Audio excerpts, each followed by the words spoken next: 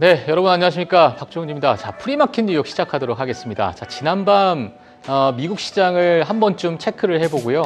물론 지금 프리마켓에서는 금융주들의 실적 발표가 지금 속속들이 좀 나오고 있습니다. 제가 이제 앵커 브리핑이 끝나고 나서 금융주에 관련된 그러한 뉴스들 바로 또 전달을 해드리도록 하겠습니다. 일단 지난밤 시장을 한번 우리가 보게 되면 금요일에 급락을 했었던 부분을 일부 약 한 3분의 2 정도는 좀 회복을 했었던 그런 시장이 이루어졌습니다. 자, 물론 그 이면에는 AI 강세주들, 특히나 이제 빅테크들을 기반으로 하는 AI에 관련된 기반 종목들도 좀 올라갔고요. 거기에 따라서 또 히토류 관련된 기업들, 광물과 관련된 기업들, 여기에 양자 컴퓨팅 관련된 최근에 많은 시세를 줬던 섹터들이 반등세가 컸다라는 것이 가장 우리가 관전 포인트가 아니었을까 그런 생각이 듭니다. 자, 물론 낙폭이 좀 심했지만 그만큼 회복하지 못했던 종목들도 상당히 많았습니다. 자, 시장은 지금 갈론만 가는 그런 시장이 아닐까라고 생각이 들고요. 자, 그런 부분은 많은 전문가분들 통해서 제가 의견을 한번 좀 들어보도록 하겠습니다. 일단 미중 무역 갈등 완화에 반등을 했다라고 이야기가 나왔지만 일부 선박에 대한 수수료 또는 선박에 대한 일부 페널티를 좀 요구하는 그러한 어떤 중국과 미군의 어떤 흐름 때문에 지금 현재 프리마켓에서 좋지 않은 그런 모습이 좀 나오고 있고요.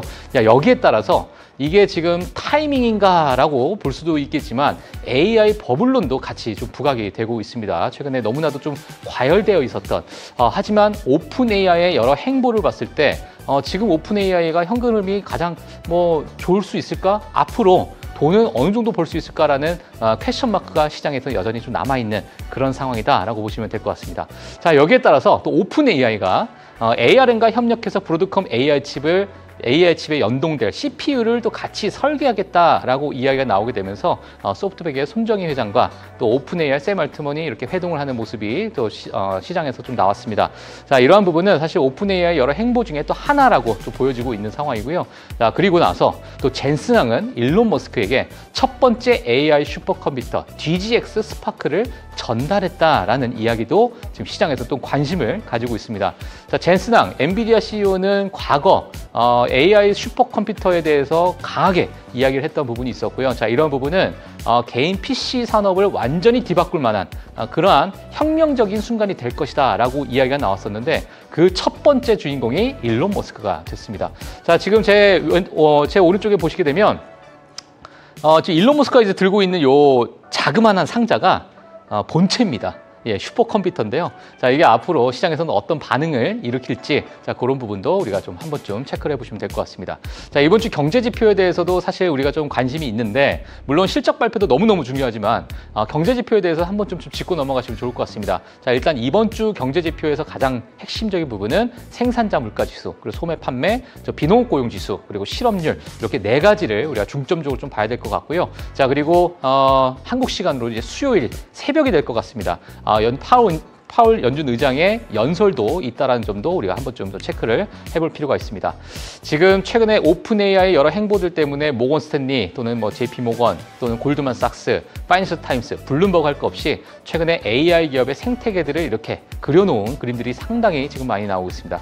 가장 최근에 나왔던 게 또 모건 스탠리에서 AI 생태계가 어떻게 지금 그려지고 있는가, 어떤 기업이 어떤 기업에 투자를 하고 있고 어떤 기업이 어떤 기업에게 돈을 빌려주고 있고 그 빌린 돈이 어디로 넘어가고 있고, 자, 이러한 부분을 화살표로 여기저기 좀 꼬여있는 그런 상황인데, 물론 시장에서는 어떻게 보고 있느냐, 오픈 AI가 실적을 제대로 보여주지 못한다면 이렇게 얽히고 설킨 이 많은 빅테크들이 하나의 버블로 한순간에 전부 다 터질 수도 있다라는 우려가 현재 나오고 있습니다. 자, 그 중심에는 오픈 AI의 현금 흐름, 앞으로 매출 성장률이 어느 정도가 될 것인가가 가장 큰 핵심이 되지 않을까, 이런 생각이 듭니다. 최근에 생성형 AI와 쇼핑 앱에 대한 여러 어떤 협업에 관련된 이야기들, 자, 그 외에 많은 물품과 AI로 어떤 상품을 찾아주는 그러한 서비스들까지 많은 이야기가 좀 나오고 있기 때문에, 그러한 이야기들 속에서 만약 소비자들이 챗 GPT에 대한 선택을 하게 된다면 앞으로 오픈 AI에 대한 매출, 거기에 따른 이익 성장률이 어떠할지도 하나의 미국 주식을 바라보시는 관전 포인트가 아닐까 생각이 듭니다. 자, 오늘 프리마켓 뉴욕을 통해서 또 어떠한 전망을 또 가지고 있는지 많은 전문가분들과 함께 이야기해보는 시간 가져보도록 하겠습니다. 지금까지 앵커 브리핑이었습니다.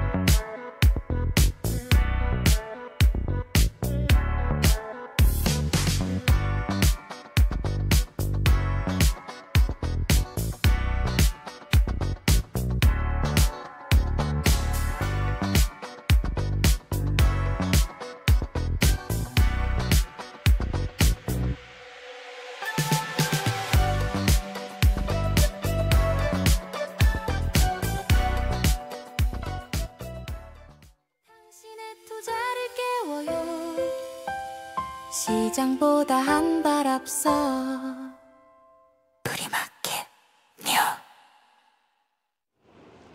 네, 자, 프리마켓 뉴욕. 앞서서 제가 말씀드린 것처럼, 자, 이번 주 경제 지표, 지금 막 쏟아져 나오고 있는 은행주들 실적 발표들, 제가 지금 잠시 실적 발표를 봤는데요. 너무나도 또 긍정적인, 시장을 비트하는 그런 실적 발표들이 지금 나오고 있습니다. 자, 그래서 이런 부분 한번 같이 좀 이야기를 해보도록 하겠고요.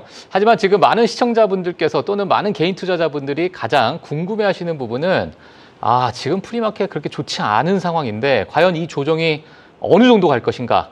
과연 지금 우리가 그렇게 열광했었던 요 포인트, AI에 대한 기대감이 일부 꺾이는 것인가? 꺾이게 된다면 도대체 바닥은 어디에 있는 것인가? 하나둘씩 봐야 될 텐데요. 제가 이런 걱정하는 것이 그렇게 큰 의미가 없을 수도 있는 날입니다. 자, 그래서 오늘 레그넌 투자자분의 이춘광 대표님께 저희가 조언을 좀 구해야 되는데 아마 뭐 세뇌당하는 또 시간이 되지 않을까 생각이 듭니다. 자, 이춘광 대표님 모시도록 하겠습니다. 네, 안녕하세요. 예, 참 오늘 이미지가 너무 오늘 저희가 이제 섭외가 약간 미스가 된 것 같아요. 농담이고, 지금 시장에서는 좀 보기 드문 지금 조정이 최근에 보기 드문 조정이 좀 나오고 있는데, 일단 이춘관 대표님께서는 지금의 이러한 상황을 또 어떻게 좀 보고 계시는지 좀 부탁드리겠습니다. 뭐 조정의 종류라는 게 건강한 조정이 있겠습니까만, 우리 한번 돌이켜 보죠. 최근 한 달 미국 시장 한 번도 안 쉬고 계속 달려왔어요. 맞아요. 특히 4월 8일 전저점 기준으로 보면 S&P 500이 얼마나 올랐을까요? 지금 연으로 한 13%, 14% 올랐으니까 4월 8일 날이 그러니까 YTD로 당시에 19.8%가 빠졌거든요. 이게 20% 빠졌다고 보면 4월 8일부터 지금까지 내리 30% 이상 올라온 거예요. 여기서 조금 빠지는 게 뭐 어떤 문제냐라는 생각을 하고 있습니다. 그리고 이제 이따 자세히 말씀드리겠지만 이번 조정이 이렇게 길진 않을 거다. 길지는 않을 거다. 네네. 그리고 사실 그런 거였잖아요. 지난주 금요일날 이제 트럼프하고 뭐 시진핑하고 온라인 그것도 오늘 새벽에 어제 새벽이었죠. 약간 서로 또 탁구하는 탁구하는 뭐 이거였는데 그거 나오기 전에 모든 관심이 아까 언급해 주신 대로 미국 주식시장 너무 고밸류에이션이다. 너무 과대평가돼 있다. 늘 우리가 이런 거 겪죠. 그러다가 울고 싶은데 뺨 한 대 때려주는.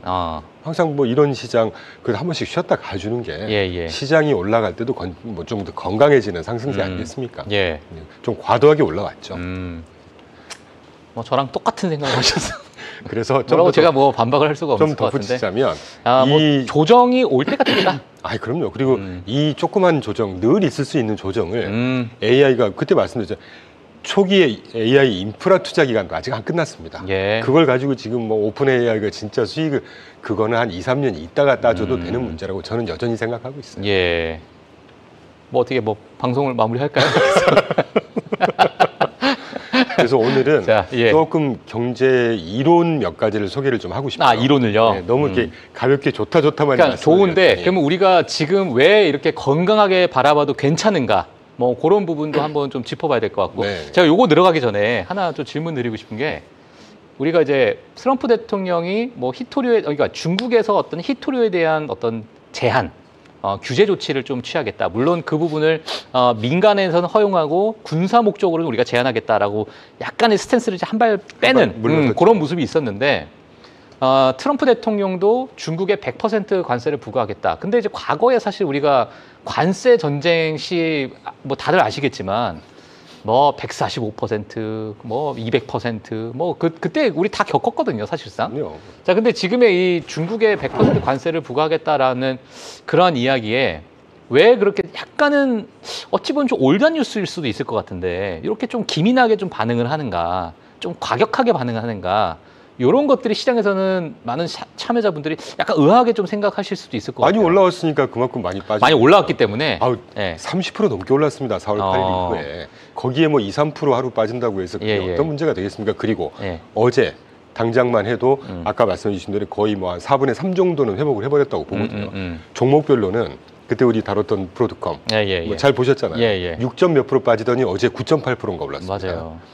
뭐 저희 절대 홍보하는 거 아닙니다. 저희 우라늄 그때 강조드렸었죠. 맞아요. 우라늄이 지금 난리 났어요. 어제 10% 올랐어요. 아. 그래서 연초 이후로 드디어 110%를 찍었습니다. 지금. 오. 저희가 보유하는 기간 동안 예, 예. 상승률만. 그러니까 갈 애들은 계속 가고 있다는 얘기죠. 갈 애들은 가고 있다. 그럼 만약 예를 들면 브로드컴도 마찬가지고 모든 종목이 마찬가지일 겁니다. 예, 예. 연초 이후에 지금 110% 가까이 상승을 했단 말이에요. 그 우라늄 ETF만 해도 예. 오늘 조정했을 때 예를 들면 5%를 빠지건 뭐 3%가 빠지건 그게 어떤 대세의 지장이 있겠냐라는 생각이고 예. 무엇보다 늘 제가 해묵게 말씀드리지만 미국의 매크로 환경 조금 더 자세하게는 펀더멘털 환경이 뭐 조정이 심각하게 오고 우리가 조정이라는 거 두 가지죠. 어제 같은 조정은 금요일 같은 조정은 그냥 벌로틸리티였다고 봐야 돼요. 변동성 늘 있을 수 있는. 예. 우리가 진짜 심각하게 봐야 되는 커렉션이라고 해서 조정. 기간 조정을 하게 되면 고점 대비 2에서 한 30% 정도 빠져야 되는 게 이게 제 심각한 조정이라고 보거든요. 그러니까 외람된 말씀이지만 이런 시장을 우리가 말씀 나눌 때도 조정이라는 것보다 그냥 변동성 정도로 표현하는 게 어떨까. 우리가 만약에 교과서적으로 좀 표현한다면 조정 보통 한 10% 정도 이상이 되면 뭐 이제 단기 조정. 조정. 네. 20%가 되면 이제 약세장이라고 아예 표현을 하기 그렇죠. 시작하잖아요. 그때부터는 기간 조정이라고 하죠. 경제가 어떤 뭐 예. 침체가 온다거나 했을 예. 때 그걸 투영하는 조정이라고 하는데 좋은 말씀 해주셨는데 10% 범위 내에서 왔다 갔다 하는 거는 그저 그냥 변동성 정도다. 변동성 정도다. 그렇게 저는 바라보고 있습니다. 알겠습니다. 자, 그렇게 되다 보니까 지금 뒤에 자료가 뭐 우리가 굳이 의미가 있을까라는 생각도 잠깐 들긴 하는데, 자, 그래도 왜 그만큼 강한지를 지금부터 이제 세뇌 작업 한번 들어가 보도록 하겠습니다. 현대통화이론이라는 거 기억나세요? 예, 예. 원래 이 현대통화이론이라는 게 MMT라고 해서 예. 모던 머니터리 티어리라고 그래서 1940년도 정도에 뭐 호주 누구 경제학자 위주로 이렇게 언급이 되다가 2000년도 들어서 경제학 설로 이제 어떻게 보면 자리를 잡은 이론입니다. 예. 간단히 설명드리면 이 현대통화이론이라고 하는 거는 그 전통적인 경제 이론에서는 통화를 계속 많이 풀면 풀수록 통화 가치가 떨어지고 인플레이션이 유발이 되면서 경제에 악영향을 미친다는 게 전통 영향, 예, 예. 전통 경제학이잖아요. 근데 현대통화 이론은 아니 자국의 국가가 자국의 통화를 아무리 많이 찍어낸다고 한들 무슨 디폴트라는 게 있겠냐. 디폴트가 말이 안 된다. 디폴트 있으면 우리 쉽게 생각하는 거잖아요. 아니 디폴트가 만약에 돈을 못 갚을 것 같으면 돈 찍어서 내버리면 된다 이거죠. 여기까지는 전통 경제 이론이 이렇게 되면 경제가 이제 체질이 약해지고 인플레이션이 유발돼서 안 좋다는 얘기인데 MMT 이론은 아무리 많이 찍으려도 전혀 문제될 거 없다. 다만 전제 조건이 경제 성장만 제대로 나오고 생산성만 계속 개선이 된다고 하면 돈을 아무리 풀어도 문제가 없다. 이게 사실은 2010년도 당시에 그 QE 양쪽하나 하고 나서 막 통화량이 어마어마하게 늘어났을 때 예. 제가 근무했던 이제 핌코라든가 알리안츠 계열사죠. 핌코가 시장을 굉장히 잘 보는 회사예요. 그 회사를 필두로 해서 몇 개 회사에서 시장을 좀 인덱스하게 보는 회사에서 이 MMT 이론이라는 거에 대해서 한번 언급이 살짝 됐었습니다. 그래서 제가 최근에 이렇게 쭉 시장을 보면서 아니 돈은 아무리 많이 이렇게 많이 찍어낸다고 하고 앞으로도 찍어낼 거고 부채는 뭐 지금 뭐 사상 최고 계속 사상 최고 치고 예. 그런데 US 달러가 여러분들께서는 원달러나 달러 환율을 보시니까 US 달러가 좀 싸졌다고 생각을 하시겠지만 제 시각엔 별로 싸진 게 아니에요 지금. DXY 기준으로 지금 98, 97 돼버렸죠. 어허하다가. 연초에 109포인트가 워낙 비쌌던 것이지 역사적으로 보면 95에서 100 사이가 평균이에요. 이런데도 달러 가치가 떨어지지 않아. 그러면서 주식은 또 올라. 그러면 모던 아까 현대통화 이론도 일견 맞는 얘기 아닌가. 그러니까 이제 성장률이 그 안에 전제 조건이 돼야 되는 그렇죠. 것이고. 그런데 실제로 지금 보면 예. 1, 4분기가 지난번에 미국 1분기가 마이너스 0.5긴 했지만 2, 4분기가 3.8%. 지금 GDP 나우가 3, 4분기 실시간 전망 GDP 나우 예상치가 3.8, 3.9 이렇게 나오고 있단 말이에요. 플러스 우리 한 번 언급했었는데 지난 2, 3분기 미국의 생산성, 분기 생산성이 3.3%입니다. 예. 3.3%면 이게 얼마나 센 거냐면요. 역사적으로 미국의 분기 생산성, 노동 생산성이 2에서 2.5%예요. 잘 나와봐야 2.5% 살짝 호가하는 수준, 3.3% 굉장히 잘 나오고 있습니다. 이래서 현대통화이론이 말이 되는 게 아닌가. 또 여기에 연계해서 지지난주부터 미국 월가에서 나오는 얘기가 디베이스먼트 트레이드라는 얘기가 계속 나와요. 디베이스먼트 트레이드. 네. 예. 베이스라는 게 어떤 가치, 초석을 얘기하잖아요. D라는 거는 깎아낸다는 거죠. 그렇죠. 그러니까 지금 차트에서 보시는 왼쪽 그래프인데 달러를 계속해서 찍어내니까 달러 가치가 떨어질 거고 이렇기 때문에 시장의 투자자들은 그걸 해치할 수 있는 실물 자산인 금, 가상화폐 이런 것들이 계속 가격이 오르는 게 예. 여기서부터 디베이스먼트 트레이드라는 걸 계속 회자하고 있습니다. 그래서 제가 이 현대통화이론을 생각하게 된 게 워낙에도 계속 공부를 하고 있었지만 디베이스먼트 트레이드라는 게 딱 얘기가 나오니까 아 이거 그럼 통화가 계속 증가해. 통화 가치가 떨어지겠네. 그럼 한번 검증해 볼까? 그래서 오른쪽 그래프를 제가 그려갖고 온 거예요.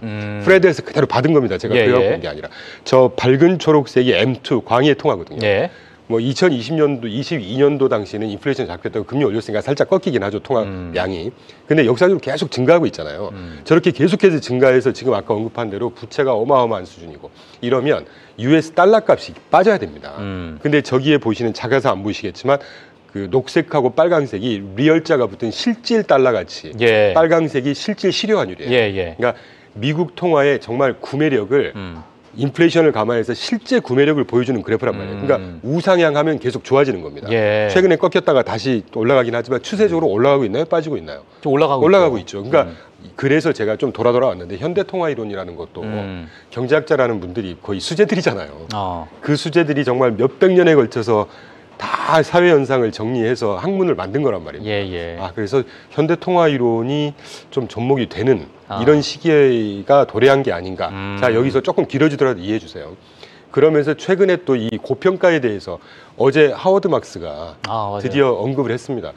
제가 여러 구루들이 있어요. 근데 저는 개인적으로 예전에 그 모건 스탠리인가 메릴린치에 근무했던 스티븐 로치, 지금 예일대인가 아마 교수하실 거예요. 석좌 교수. 예, 예. 스티븐 로치하고 하워드 막스 요 몇 분 정도의 말은 저는 귀담아 들어요.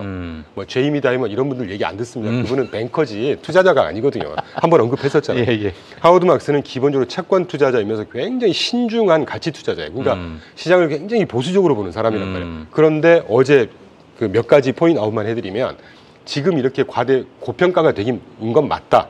그런데 과거와 다르게 이번 고평가는 기업들이 실제로 돈을 어마어마하게 벌고 있고 그 실제 기대 또는 부채에 기반한 어떤 양적 상승이 아니라 돈이 아까 우리 오픈에이다 언급하셨지만 그 M7들 기업들이 지금 아까 그 거미줄 같은 그래프 보여주셨죠. 예. 준비할 건데 이런 그래프거든요 지금. AI 비슷한 거거든요. 예. 저 회사들의 대부분이 자, 이렇게 말씀드리죠. 2022년도 올해 한 해 AI CAPEX 투자가 3,700억 달러 정도가 추산된다고 합니다. 이게 얼마입니까? 한 500조 됩니다. 이거를 테크 기업들이 부채를 기반해서 쏟아내고 있는 게 아니라 프리 캐시플로우 갖고만 조달을 하고 있다고 그랬어요. 잉여 현금 흐름이 그렇게 많이 돈을 벌고 있다는 얘기입니다. 예. 실제로 돈을 그렇게 벌고 있는데 과거 닷컴 버블 당시처럼 밸류에이션 아니라는 거고 이걸 또 하나의 이론 비슷하게 제가 정리를 오늘 좀 해갖고 온 게 여기 왼쪽 박스를 보시면 과거 그러니까 미국의 경제 구조가 고도화 또는 변화했다는 얘기죠. 우리가 이 박스를 말씀드리기 전에 제가 가끔 그 미국의 경제 지표 보면 선행 지표, 동행 지표, 뭐 그 후행 지표 이런 것들이 있잖아요. 선행 지표가 굉장히 설명력이 떨어집니다. 최근 몇 년 동안은. 왜냐하면 이 선행 지표들을 만든 산식 자체가 미국이 수출 주도형 국가였을 때 제조업 기반이었을 때 과거 50년에서 한 70년도 당시에 만들어 놓은 산식을 갖고 계속 발표를 해요. 예. 보시는 대로 과거에는 자본이나 노동의 의존도가 굉장히 높았던 제조업 비중이 굉장히 높았었던 경제 구조였어요. 당시에 5에서 한 70년 당시에 미국 경제에서 제조업 차지하는 비중이 30%, 제조업의 고용인 비중이 40%에 육박했습니다. 근데 현재는 서비스 비중이 한 77% 정도 되고요.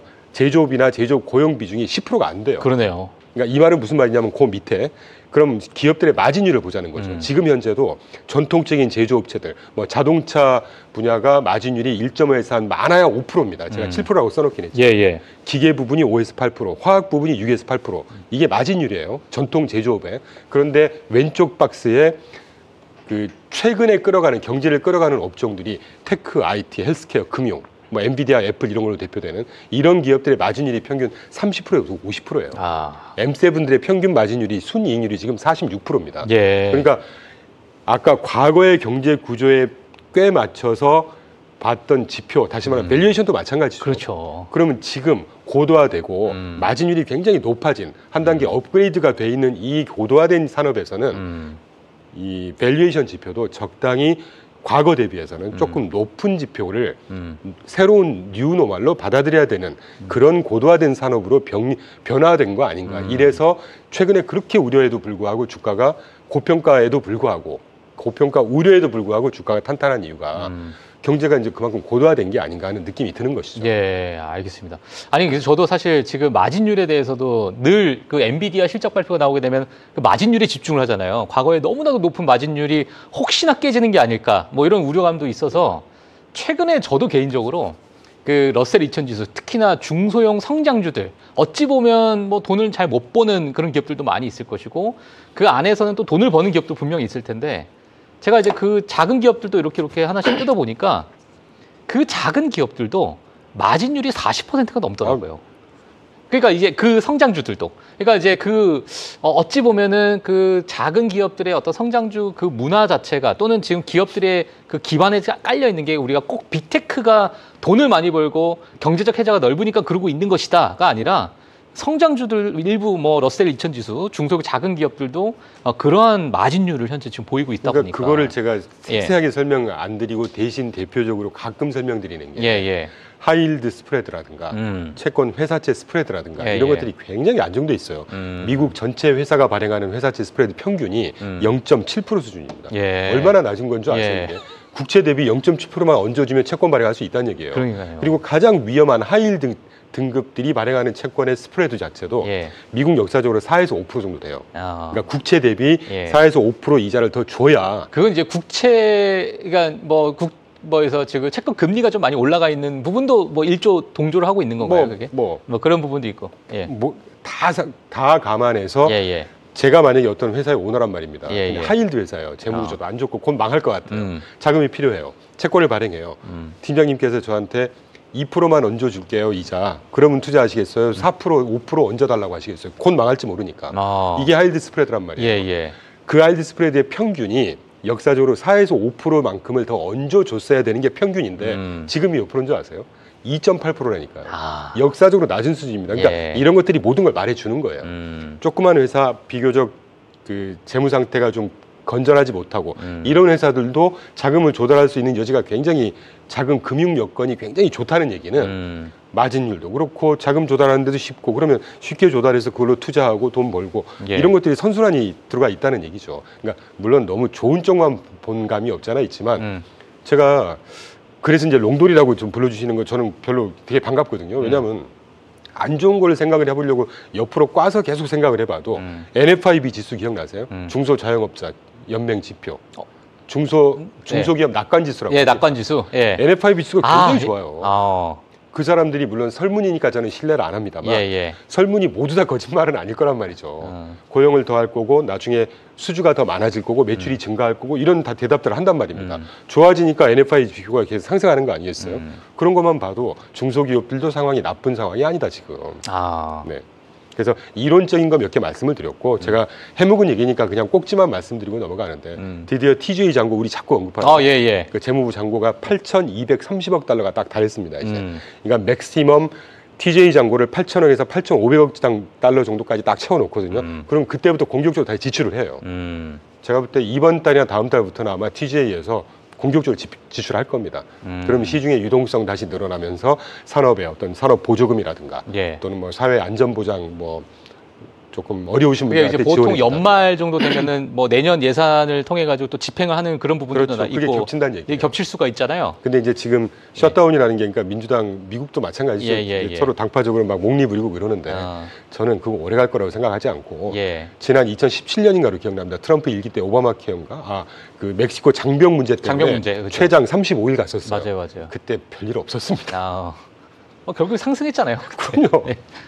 그리고 10월 15일 날 또는 11월 1일 날이 아마 변곡점일 거라고 봐요. 10월 15일 날이 그 제한 군인들 월급을 주는 시한이에요. 130만 명의 군인들한테. 이거 완전 굉장히 중요한 부분입니다. 이 보안, 군사, 디펜스 이거는 누구도 건드리지 못하는 중요한 분야예요. 그 시한이 10월 15일이기 때문에 굉장히 낙관적으로 보자면 10월 15일 전에 합의하지 않을까? 이게 만약에 워스트 케이스 합의를 못한다고 하면 다음 데드라인은 11월 10일입니다. 11월 1일. 11월 1일. 11월 1일이 이번에 그 OBBBA에서 오바마 케어 삭감되는 법안이 들어가 있잖아요. 그것 때문에 그 저소득층이나 이런 분들한테, 그러니까 그 오바마 케어 그 보험료 지원해 주는 걸 이제 지원을 안 해주는 걸로. 그러니까 이제 민주당 측에서는 이제 빨리 그걸 협의를 해야 되는 다시 그런 해달라. 상황이네요. 예. 공화당은 무슨 소리냐, 세금도 깎아주고 소득 지원해 주는데 굳이 이거 없어도 된다, 이래갖고 이제 팽팽하게 셧다운을 한 거거든요. 근데 결국은 그걸 적용받는 사람들한테 최종 통보를 해서 연 보험료가 이제 뭐 적게는 연 900달러에서 1900달러까지 막 증가하고 이제 이런 효과들이 생겨요. 근데 문제는 뭐냐면 그걸 적용받는 미국의 전역의 인구를 쭉 보니까 공화당 하원 선거구에 1200만 명이 오바마 케어 삭감 대상이 된다고 그래요. 1200만 명이요? 네, 그리고 민주당 선거구에 삭감 대상이 되는 인구들이 900만 명이라고 합니다. 민주당 900만 명 빼고 공화당 1200만 명 이 표밭인데 이거 무시할 수 있을까? 그러네요. 네. 그래서 11월 10일이 월스트 케이스 그때까지는 뭔가 서로 양보하는 타협안을 통해서 이제 셧다운이 마감을 하지 않을까, 뭐 이런 생각하고 있죠. 알겠습니다. 지금 시간이 제가 더 많은 질문을 좀 드려야 되는데, 자 일단 제가 99% 이제 세뇌가 됐기 때문에 다음 질문 넘어가도록 하겠습니다. 지금 제가 좀 질문 드리고 싶은 게 실적 발표에 대한 이제 그런 부분, 그리고 이제 이번 10월 FMC 금리 인하 이런 부분, 이 두 가지, 물론 이제 경제 지표도 사실 시장에서 많이 관심이 있을 것 같은데 실적 발표가 워낙 이번에 중요하죠. 강력하게 나올 거라고 시장에서 보고 있잖아요.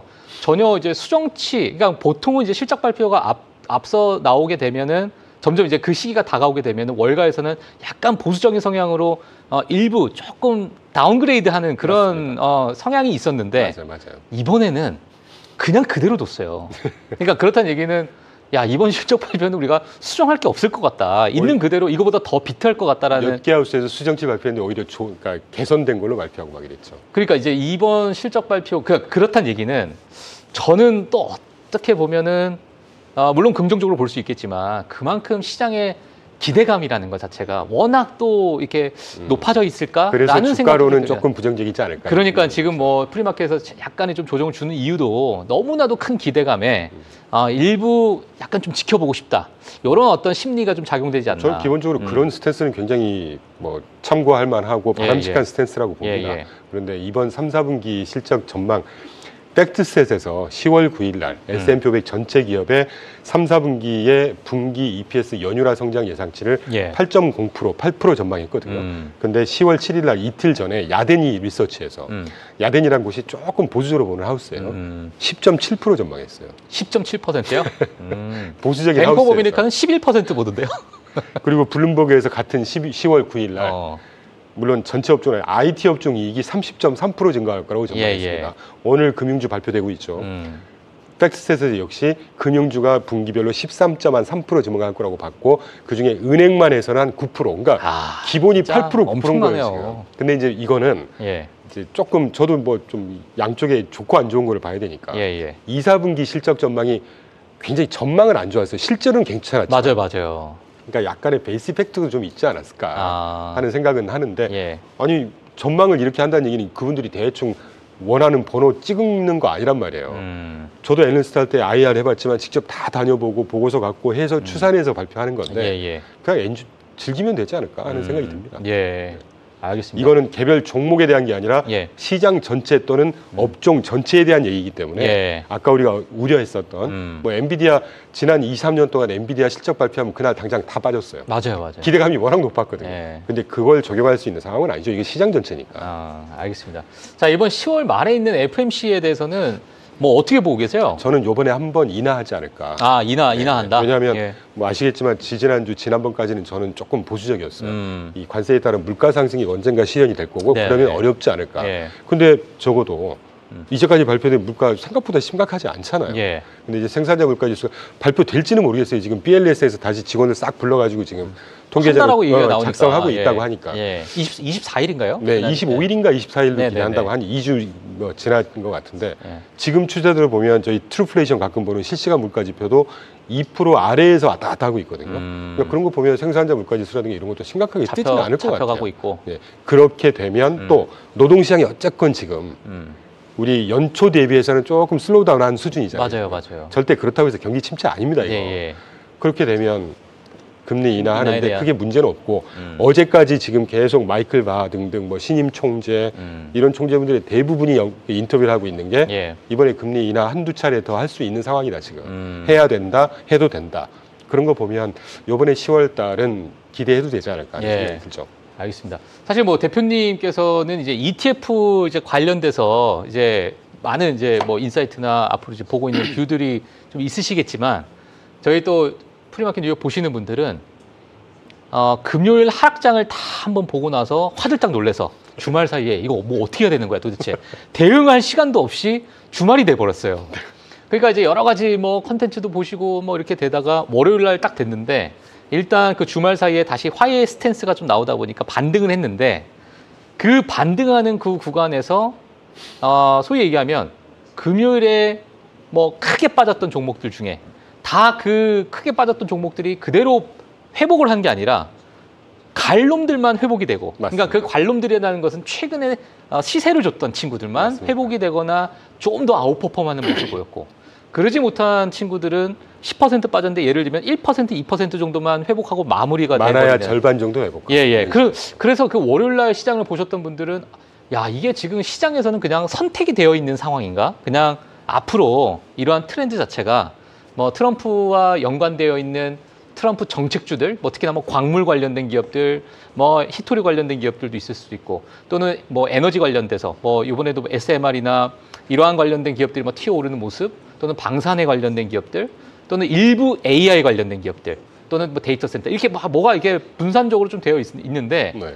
이번에 반등세를 보면서 우리가 가야 될 길은 이 반등이 강하게 나왔던 애들로 우리가 좀 쏠려야 되나라는 그런 의견들도 지금 시장에서 좀 많이 나오거든요. 나머지들 힘이 좀 빌빌대니까. 어렵고 중요한 질문인데 예, 이걸 어떻게 봐야 우리 될까요? 늘 그 백투더 베이직 해야죠. 결국은 실적 따라가는 거고요. 결국에 그 업황 따라가는 겁니다. 예. 그래서 여러 업종 쭉 언급해 주셨는데 예. 저는 딱 세 개만 얘기할게요. 예. AI 성장세는 계속 될 겁니다. AI 다만 성장세, 예. 늘 말씀드리지만 이제까지 이렇게 올랐던 건 조금 꺾이겠죠.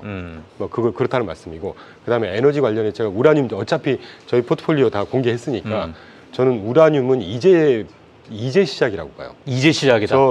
제가 기본적으로 롱돌이긴 하지만 어떤 업종 회사 하나 딱 찍어가지고 이렇게 막 강조 저렇게 약장수처럼 오늘부터 롱버지, 롱 아버지로 갑시다. 예. 그렇게 하고 싶진 않은데 예. 저희가 이 우라늄 펀더멘털 산업을 공부를 하면 할수록 예. 맛배기만 하나 보여드릴게요. 지금 그때 우라늄 그러니까 현물 가격 예. 이게 지금 70불대거든요. 예. 근데 우라늄 현물 가격을 나타내는 전 세계에서 우라늄 거래량의 10% 정도를 갖고 현물 가격을 표현을 해요. 나머지 90%는 다 유틸리티 회사, 광물 회사들끼리 알아서 그냥 자기들끼리 다 거래합니다. 90%가 그러니까 그래요. 그 네트워크나 그 생태계 자체가 그렇게 구성이 되어 있는 구성이 거죠. 돼 있어요. 예. 근데 저희 뭐 참고로 저희 우라늄 종목이 연초 이후에 어제까지 정확하게 108% 상승했어요, 지금. 108%요? 네. 어마어마한 상승이죠. 그러니까 그거 자랑하려고 하는 게 아니라 이렇게 떴는데도 불구하고 저는 이제 시작이라고 이제 시작이다? 90%의 그 자기들끼리 거래하는 거기서 따로 그 현재 거래 가격을 발표를 해요. 예. 아주 가끔 발표를 합니다. 다행히 지난달에 하나 발표한 게 있어요. 예. 지금 현재 리플레이스먼트 가격이라고 하는데 그걸 보고 그게 지금 몇 불로 거래가 되고 있냐면 120에서 130불로 거래가 되고 있어요. 예. 근데 현물 가격이 지금 70불대란 얘기예요. 더 이상 얘기 안 드려도 되겠죠. 네, 그 정도 하고 그다음에 이제 저는 그 뭐 퀀텀 그리고 양자 컴퓨팅 관련 양자 컴퓨터하고 이번에 또 무슨 뭐 히토리 막 떴지 않습니까? 예. MP 머티리얼스 이런 히토리는 의외로 미중이 어떤 식으로 합의를 딱 해버리면 그 가격이 꺼져버릴 수도 있다고 봐요. 예. 그러니까 일시적인 어떤 상승일 거라고 보고 있고 차라리 저는 디펜스, 글로벌 디펜스 같은 거를 한 6개월에서 1년 이상 텀으로 보신다면 글로벌 디펜스 종목을 방산에 관련돼서 방산. 지금 뭐 저희가 갖고 있는 로켓과 관련된 기업들, 인공위성 관련된 기업들 많이 지금 치고 올라가고 있다. 그러니까 종목 하나를 찍으시던지 그게 쉽지 않으시면 그냥 ETF 사시면 됩니다. ETF로. 저희가 지금 ETF로만 갖고 있는데 우라늄 ETF 연초 이후 어제까지 108% 올랐고요. 글로벌 디펜스 테크 올 연초 이후에 어제까지 88% 올랐어요. 종목이 아니고 ETF도 그렇게 오릅니다. 예. 그러니까 저는 왜냐하면 저희 갖고 있다고 해서 여러분 사신다고 해서 저희 가격에 영향 없거든요. 그러니까 저희가 실제로 보고 있기 때문에 이 상승세 자체가 탄탄해요. 그리고 리서치를 해보면 해볼수록 그 시장의 펀더멘털도 워낙 탄탄하고 히토류가 많이 떴다고 해서 당장 히토류 이건 좀 아닌 것 같고 다만 또 퀀텀 같은 경우도 저희는 퀀텀을 아직은 좀 상용화되고 안정적인 어떤 가격 바탕이 되기에는 조금 이른 단계가 아닌가. 약간 로봇주 같은 그런 느낌이에요. 알겠습니다. 자, 그래서 오늘 지금 뭐 많은 ETF 그리고 시장에서 관심이 있는 그런 섹터들에 대해서 또 이충관 대표님께서 마지막에 이게 마무리를 좀 해주셨고요. 혹시나 지금 방송을 보고 계시는데 내가 조금 세뇌가 좀 덜 된 것 같다라고 하시는 분들은 자, 이충광 대표님의 유튜브 이충광의 머니픽이 있습니다. 자, 거기 가서 나머지 5% 세뇌 당하시면 될 것 같습니다. 자, 그래서 오늘 늘 저 화요일마다 이렇게 나와주셔가지고 시장이 약간은 좀 출렁거릴 때, 자, 오늘 같은 날 시장에 대한 펀더멘털을 한 번쯤은 다시 체크해봐야 되는 그런 시간이 아닐까라고 생각이 들고 저희 레그넌 투자자문의 이충광 대표님은 다음 주 화요일에 또 모셔보도록 하겠습니다. 자, 오늘 너무너무 감사드립니다. 네, 감사합니다. 네, 오늘도 화요일 투썰 플레이스 기분 좋게 시작해 보겠습니다. 오늘도 종목 2가지 준비했는데요. 첫 번째부터 바로 들어가 보시죠. 첫 번째 종목 바로 미국의 가전소매업체 베스트바이입니다. 보이시는 것처럼 로고에 노란 택이 달린 이 기업은 지난 정규장에서 무려 9.97% 상승해서 77달러에 거래를 마쳤는데요. 전일장 S&P 500에서 최대 상승 종목으로 꼽히기도 했습니다. 미중 무역 갈등 완화 시그널이 보이자 시장이 좀 긍정적으로 반응을 한 것으로 보이는데요. 소매업체에 직접적으로 영향을 미칠 수 있는 관세에 대한 우려를 했던 것으로 조금 던 것으로 볼 수 있겠습니다. 처음 이 기업을 만들어졌을 당시의 회사의 이름은 사운드 오브 뮤직이었습니다. 그런데 재밌는 게요. 1981년에 토네이도가 매장을 날려버린 사건 이후에 베스트바이로 이름을 바꿨다고 하는데요. 인터넷 쇼핑과 대중화 그리고 아마존의 급성장으로 아마존이 미국 내 전자상거래 시장 점유율을 높여서 시장을 장악하자 한때 이 기업은 위기를 맞기도 했습니다. 특히 쇼루밍, 그러니까 오프라인 환경에서 상품을 본 다음에 온라인에 가서 상품을 구매하는 행위, 이거를 캠페인으로 진행을 했었는데요. 베스트바이의 오프라인 매장에서 전자제품을 보고 나서 이제 아마존으로 가서 상품을 구매하는 고객이 늘어났기 때문에 또 한 차례 위기를 맞았다고 합니다. 이를 막기 위해서 주파수 교란 방법까지 고려를 했던 적이 있다고 하는데요. 베스트바이는 올해 8월 신규 온라인 마켓플레이스를 출시하면서 디지털 생태계를 한 차례 강화한 바가 있습니다. 게임 등의 카테고리에서는 제품 종류를 3배로 늘리고 AI 기반 검색을 활용해서 고객이 개인 맞춤형 상품을 찾고 또 매장과 원활하게 통합하고 판매자 지원하는 광고를 결합하는 등 이 디지털 상품에 맞는 소매업체로 또 자리매김하는 모습입니다. 이러한 흐름은 사실 조금 최근에 전해드렸던 월마트나 타깃 같은 미국의 리테일 업계와 AI가 데이터를 활용한 혁신에 적극적으로 투자하는 모습을 함께 연결지어서 생각해 볼 수 있겠는데요. 앞으로 미국의 대표적인 리테일 기업이 AI를 도입함으로써 또 효율적이고 스마트하게 운영함으로써 이게 매출에는 또 어떻게 이어질지도 함께 지켜봐야겠습니다. 두 번째 종목도 한번 살펴보겠습니다. 버티브인데요. 데이터 센터 장비 업체인 버티브 홀딩스입니다. 이 기업은 엔비디아 루빈 울트라 출시를 대비해서 엔비디아와 AI 공장 전력 시스템 혁신을 위해 손을 맞잡았습니다. 고효율 전력 시스템 개발에 착수한 건데요. 800V 직류 전력 플랫폼을 이 개념 단계에만 있던 것을 이제 엔지니어링 준비 단계로 한 차례 발전시켰습니다. 아무래도 메가와트급의 컴퓨팅 수요를 따라잡기 위해서는 기업 차원에서도 솔루션이 필요했을 텐데요. 이에 버티브 홀딩스 주가 지난 정규장에서 무려 6% 가까이 올랐습니다. 이 장중에는 사상 최고가인 184달러를 기록하기도 했다고 합니다. 그렇다면 비극을 맞은 기업은 또 어디일까요? 차례로 살펴보겠습니다. 바로 아리스타 네트워크스를 꼽을 수 있겠는데요. 정규장에서 보이시는 것처럼 무려 4% 넘게 주가가 빠졌습니다. 엔비디아가 메타와 오라클의 제품을 납품한다는 소식에 기업 주가가 좀 흔들린 것으로 보이는데요. 한마디로 엔비디아가 아리스타 네트워크스의 시장 지위를 좀 위협했다, 이렇게 보실 수 있겠습니다. 시장에서도 엔비디아가 GPU 공급을 넘어 네트워킹형으로 확정함으로써 아리스타의 경쟁 구도가 좀 재평가되고 있다, 이런 발언이 나왔는데요. 자세히 한번 살펴보면 메타와 오라클은 데이터 센터 AI 인프라 강화를 위해 스펙트럼 X 이더넷 네트워킹 스위치를 좀 통합할 예정이라고 합니다. 쉽게 말해서 클라우드 서비스를 제공하는 빅테크 기업이 수백만 개의 GPU를 좀 효율적으로 상호 연결할 수 있도록 지원하는 건데요. 메타는 이를 자사 플랫폼을 통해 통합해서 네트워크의 효율을 높이고요. 오라클의 경우에는 AI 슈퍼컴퓨터를 좀 구축할 수 있는 기반을 마련했다고 보시면 될 것 같습니다. 이것이 AI 환경에서 무려 95% 데이터 처리 효율을 제공한다고 하니까요. 그 효과도 어마어마할 것 같은데요. 사실 이전에도 엔비디아의 실적 발표로 인해서 아리스타 네트워크스가 역풍을 맞았던 바가 한 차례 있었습니다. 이번 엔비디아의 거래로 또 엔비디아가 원하는 바에 따라 이렇게 막강한 힘을 발휘할 수 있다는 그 영향력도 확인해 본 것 같은데요. 또 앞으로 어떻게 이어질지도 살펴보시면 좋겠습니다. 저는 툴서플레이스의 진행의 캐스터 박민지였고요. 계속해서 프리마켓 뉴욕 함께 즐겨주시죠. 네, 자, 프리마켓 뉴욕 2부 시작하도록 하겠습니다. 자, 2부. 자, 우리 많은 분들께서 또 기다리셨던 그레너리 투자자문의 오늘 실수하면 안 되기 때문에 자, 그레너리 투자자문의 이완수 대표님 모시고 2부 또 한번 힘차게 또 다가가도록 하겠습니다. 어서 오십시오. 네, 안녕하십니까. 예. 안녕하세요. 이렇게 네. 열렬하게 또 환영을 해주시고 예. 집에서도 예. 받지 못하는 환영을 여기서 받고 있습니다. 그레너리 투자자문에 그레너리 투자자문. 나오시는. 예. 자, 그리고 지금 사실 시장이 약간은 좀 출렁거리고 있고 프리마켓이 약간은 조금 불안한 상태. 그 상태 속에서도 웃음을 잃지 않는 최보 앵커와 함께 또, 이야기 또 이어가도록 하겠고요. 자, 그리고 저희 또 김민 캐스터와 함께 뉴스도 또 하나씩 짚어보는 시간 가져보도록 하겠습니다. 일단은요, 저희 이완수 대표님이 나와셨기 때문에 네. 지난주 금요일 네. 그리고 어제 월요일 네. 자, 오늘 지금 프리마켓까지 네. 지금까지 한 3거래일 동안의 분위기 네. 이 조정 네. 또 어떻게 보고 계신지 궁금합니다. 이 분위기가 너무 가장 부담스러운 질문이죠. 사실 이번 연휴 날씨 같이 너무 변덕스러웠어요. 맞아요. 네. 뭐 계속 비 오고 뭐 약간, 네, 그런 느낌이었는데 사실 금요일까지만 해도 이제 앞으로 이제 10월 달 분위기가 사실 이제 두 가지를 사실 딱 봤어요. 시장에서는 뭐냐면 첫 번째가 이제 연준의 기준금리 인하에 따른 예. 통화량이 계속 증가하면서 아마 유동성이 계속 시장에 공급될 수 있다.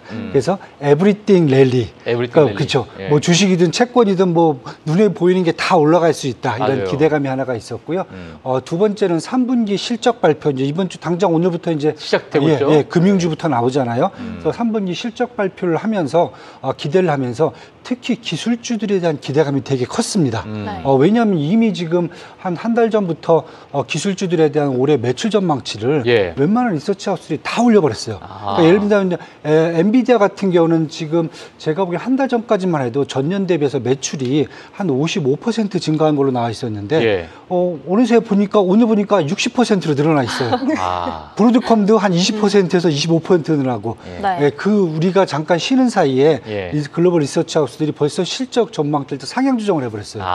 뭐 그 그쵸. 기대치를 충족을 시켜줘야 되잖아요. 충족을 시켜줘야 되죠. 그런데 충분히 지금 나올 것 같아요. 오늘 예. 삼성전자 실적 나온 거 보니까 우리 리서치 하우스도 뭐 10조 원 정도 나오면 좋겠다 막 그러니까요. 이렇게 막 기도를 하고 있었는데 예. 아침에 뭐 9시 시작되기 전에 12조 1,000억이 딱 나오자마자 시장 분위기가 또 어땠습니까? 다시 1위를 또 탈환하는. 네, 다시 탈환하고 또 분위기가 확 바뀌잖아요. 그래서 그러니까요. 지금 그 두 가지가 가장 시장에서 10월 달 들어서면서 가장 이제 제가 봤을 때는 이제 큰 변수였는데 그런 기대감에 사실 지난주 금요일도 시작이 미 증시가 시작을 했는데 도중에 우리 트럼프 대통령 가만히 있으면 또 심심하죠. 심심하죠. 또 뭔가 하나 크게 저질러 놓으셔갖고 예. 그날 시장이 좀 크게 흔들렸는데 결국은 이제 뭐 어제 시장에 다시 또 이제 반성을 하셨잖아요. 우리는 뭐 중국하고 같이 살기를 원한다. 뭐 기타 등 얘기도 하고 꼭 사고 치면 이제 베센트 재무장관이 나오시잖아요. 네. 나와갖고 우리는 저 에이펙 경주 회담에 가서 경주에 가서 우리 시진핑 주석 만날 거다. 또 얘기도 하고 그러다 보니까 또 뭐 그냥 흐지부지 또 사라졌어요. 비가 바로 개듯이 싹 사라져 버렸어요. 그래서 어제 같은 경우에는 또 시장이 급락했던 부분을 다 다시 회복하면서 원래 정상 궤도, 즉 이제 연준의 통화 정책에 대한 기대감. 예. 보니까 어제 같은 경우에는 기존에는 보이지도 않던 50bp 인하 가능성도 0.5%가 올라와 있더라고요. 그래요? 예, 전에는 없었어요. 야. 그 의미 있는 그거 상승인가요? 체크하시는 분들 아마 대한민국의 이현수 대표님밖에 왜냐면 안 계실 것 25bp만 계속 뭐 98% 막 이러다가 어제 예. 보니까 50bp 기준금리나 특히 10월 29일 날 0.5%가 살짝 이게 줄 하나 생긴다는 것도 사실 힘들거든요. 네. 그게 올라올 정도로 일단 통화 정책에 대한 강한 기대감이 일단 딱 나왔고요. 예. 그 다음에 우리가 이제 여태까지 이제 사실 리스크를 봤던 연방 정부 셧다운, 제가 이제 그 말씀도 한번 드렸잖아요. 공무원들이 쉬어야 된다. 예. 쉬어야 이제 우리 이 시장이 정상적으로 좀 쉬어야 된다. 숨을 쉬어야 편하게, 된다. 그치, 편하게 돌아갈 수 있고 그러기 예. 때문에 그런 효과가 좀 있나 봐요. 뭐 셧다운은 지금 계속 장기화 된다고 그러는데. 네, 근데 숨을 쉬는데 시장은, 숨을 쉬는데 수익률이 마이너스 15%라서 숨 쉬어도 될지 모르겠어요. 고통스럽게 쉬시고 숨이 안 쉬어져. 마이너스 막혀 15%라서. 예. 겨우겨우 쉬는. 공무원을 찾아가 보세요. 민원센터를.